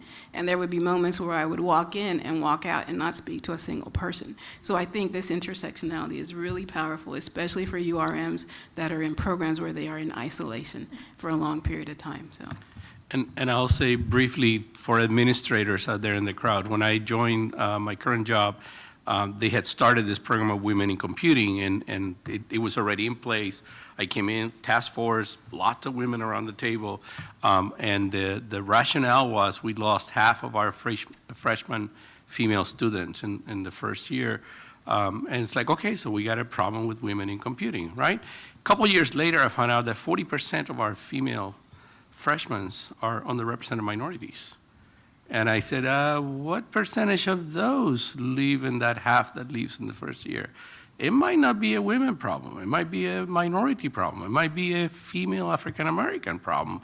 If they leave at a very, very higher rate, the problem you're trying to address is one of race, not of gender. So you have to be aware that the cross between gender and race and sexual identity and a bunch of other things sort of create these pockets that are smaller but face the same problems that sort of the bigger race-based groups or gender-based groups face. So you have to put on those lenses and look at those subpopulations.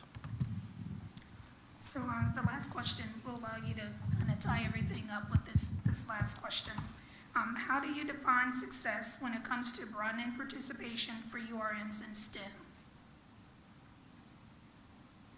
We'd like each of you to answer this question.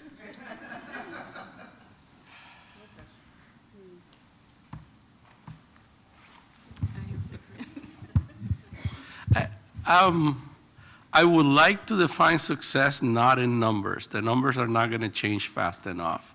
If we wait for the numbers to change, it'll be 20 years before we see the difference. And honestly, the numbers will change just because of population change, whether people want it or not. It's just, you know, it just is. That's why my university has so many minorities in computing, because Charlotte is a majority minority city, period. We're done. They're, you know, you don't have to recruit, they're there. So I would like us, I will define success when I walk into a room and people look at me like, no, it's down the hall, the taco truck is over there. I want people to not judge us by how we look or how we behave, and just be part of the community. Just, you know, whether there are 20 of us or one of us, if we're just included and welcome in the group, that to me is successful. And note that I'm putting that on the whole community. It's not an issue that we have to solve. It's an issue that everybody has to solve. Somebody has to allow me to be welcome in their community, even if I'm the only Latino or person of color. I'll just underscore that. I'd like to say that, yes, success should be defined when people from different minority ethnic groups and majority groups can come together. And I'll just share an example. Here at NC State, I was a student and I was studying for my PhD qualifying exams, right? And so I do know that many of my other underrepresented minority colleagues, they studied in isolation for those qualifying exams, and they weren't a part of the network, if you will, at NC State. And even in my case, when I partnered with the majority students, when I got in the office with them and had an office on campus with those students, I found that those students had all of the answers to every single class that have been taught in that discipline by every single professor for the last 5 to 10 years. And they had a gross advantage over me because I didn't have access to that same information. And then when we established a partnership and I was a part of the team, if you will, then I could have access to the same level playing ground in terms of studying the same materials that they had access to. So I think it's establishing a network, establishing a partnership, and demonstrating that we all are a part of one large team, even at NC State. I would say success for me would be increasing access to equitable STEM education. I'm from Goldsboro, North Carolina, so eastern North Carolina, and my mom had to fight for me to get in the correct courses in 8th grade to be in Algebra 1, because we know if you're not taking the right math by a certain grade, you're already off track. So just increasing overall access to, rigor, to the high-level courses that you need to even get on the right track, and working with parents to even make them aware of what they should be doing in elementary and middle school to prepare for college. So more parental involvement. I do a lot of work in the community, and the parental piece is key. So again, just seeing that access increase, and also changing the images and the stereotypes. So Renetta and I both work in the area of social science research in the area of science identity. So when our students, particularly African Americans, see themselves in science and see STEM careers as a viable career and see viable pathways to those careers, I would say that would be success. So for me, what I would say is that so when I was thinking about that when you mentioned that, and so I have an African American PhD student. She's the first African American student, and she will be the first to graduate from our department.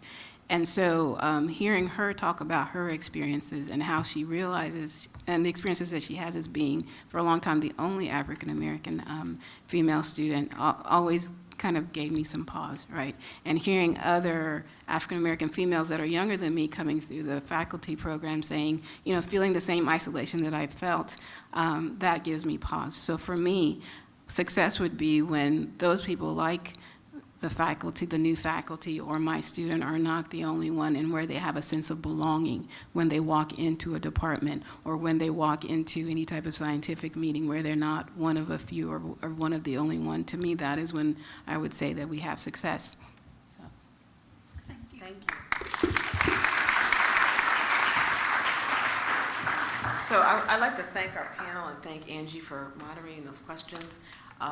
We would like to ask all of those who are at NC State who work in the areas of diversity and inclusion and other institutions to please stand to recognize you all for what you do.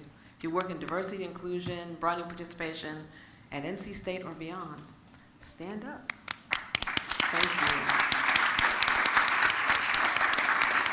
Thank you so much. And as we transition to, oh, okay. Oh, okay. Come on.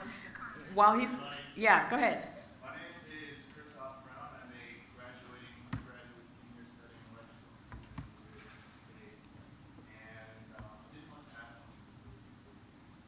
And so my question doesn't necessarily require a response, but I wanted to provide some food for thought.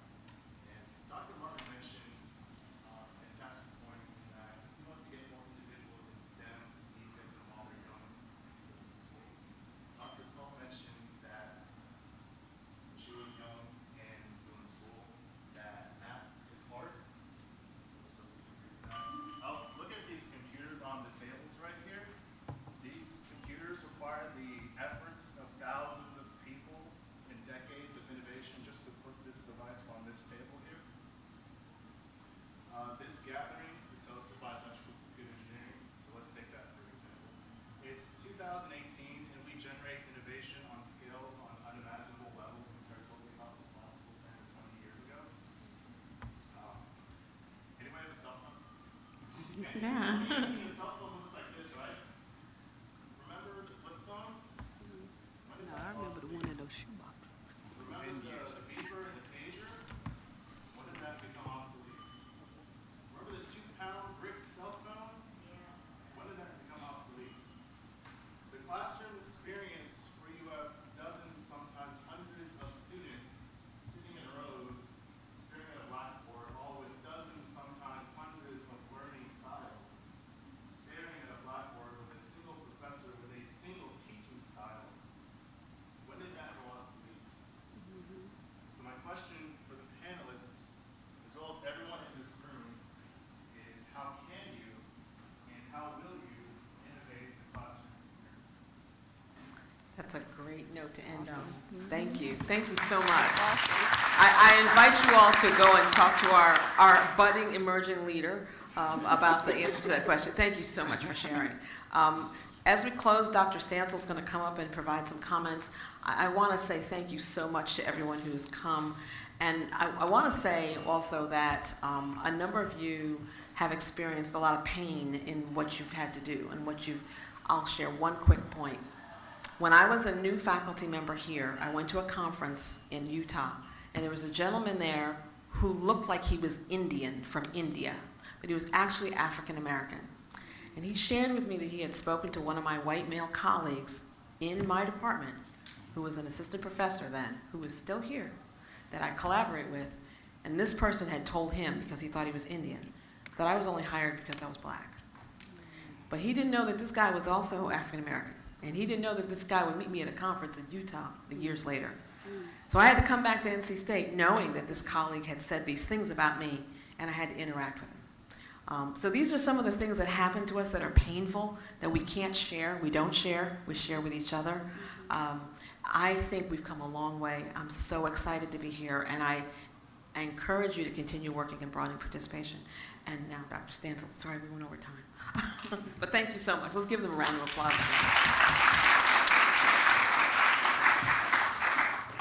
Thank you, Christine. I just want to thank you and Angie for putting together this panel and all of the speakers, Chancellor Martin, and just a really stimulating session.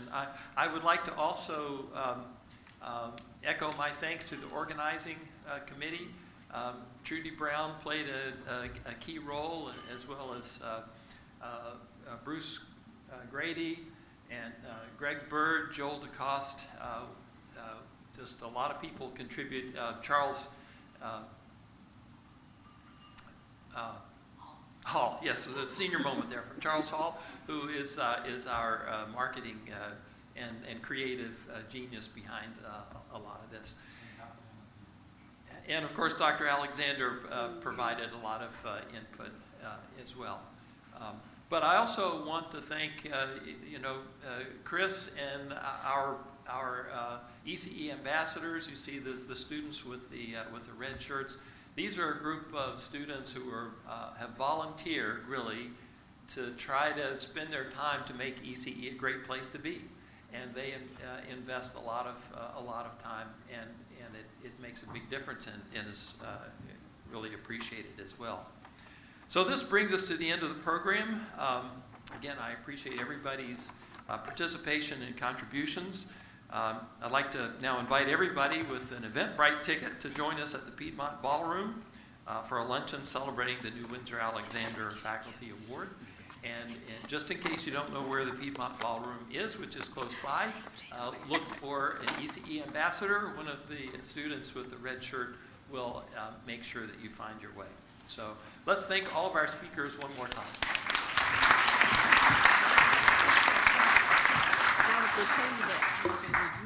If anybody writing anything on Post-it notes, please give it to the ambassadors outside. Thank you. Oh, wow. So I remembered reading your proposal. Yeah, for that plant genome workshop. Yeah.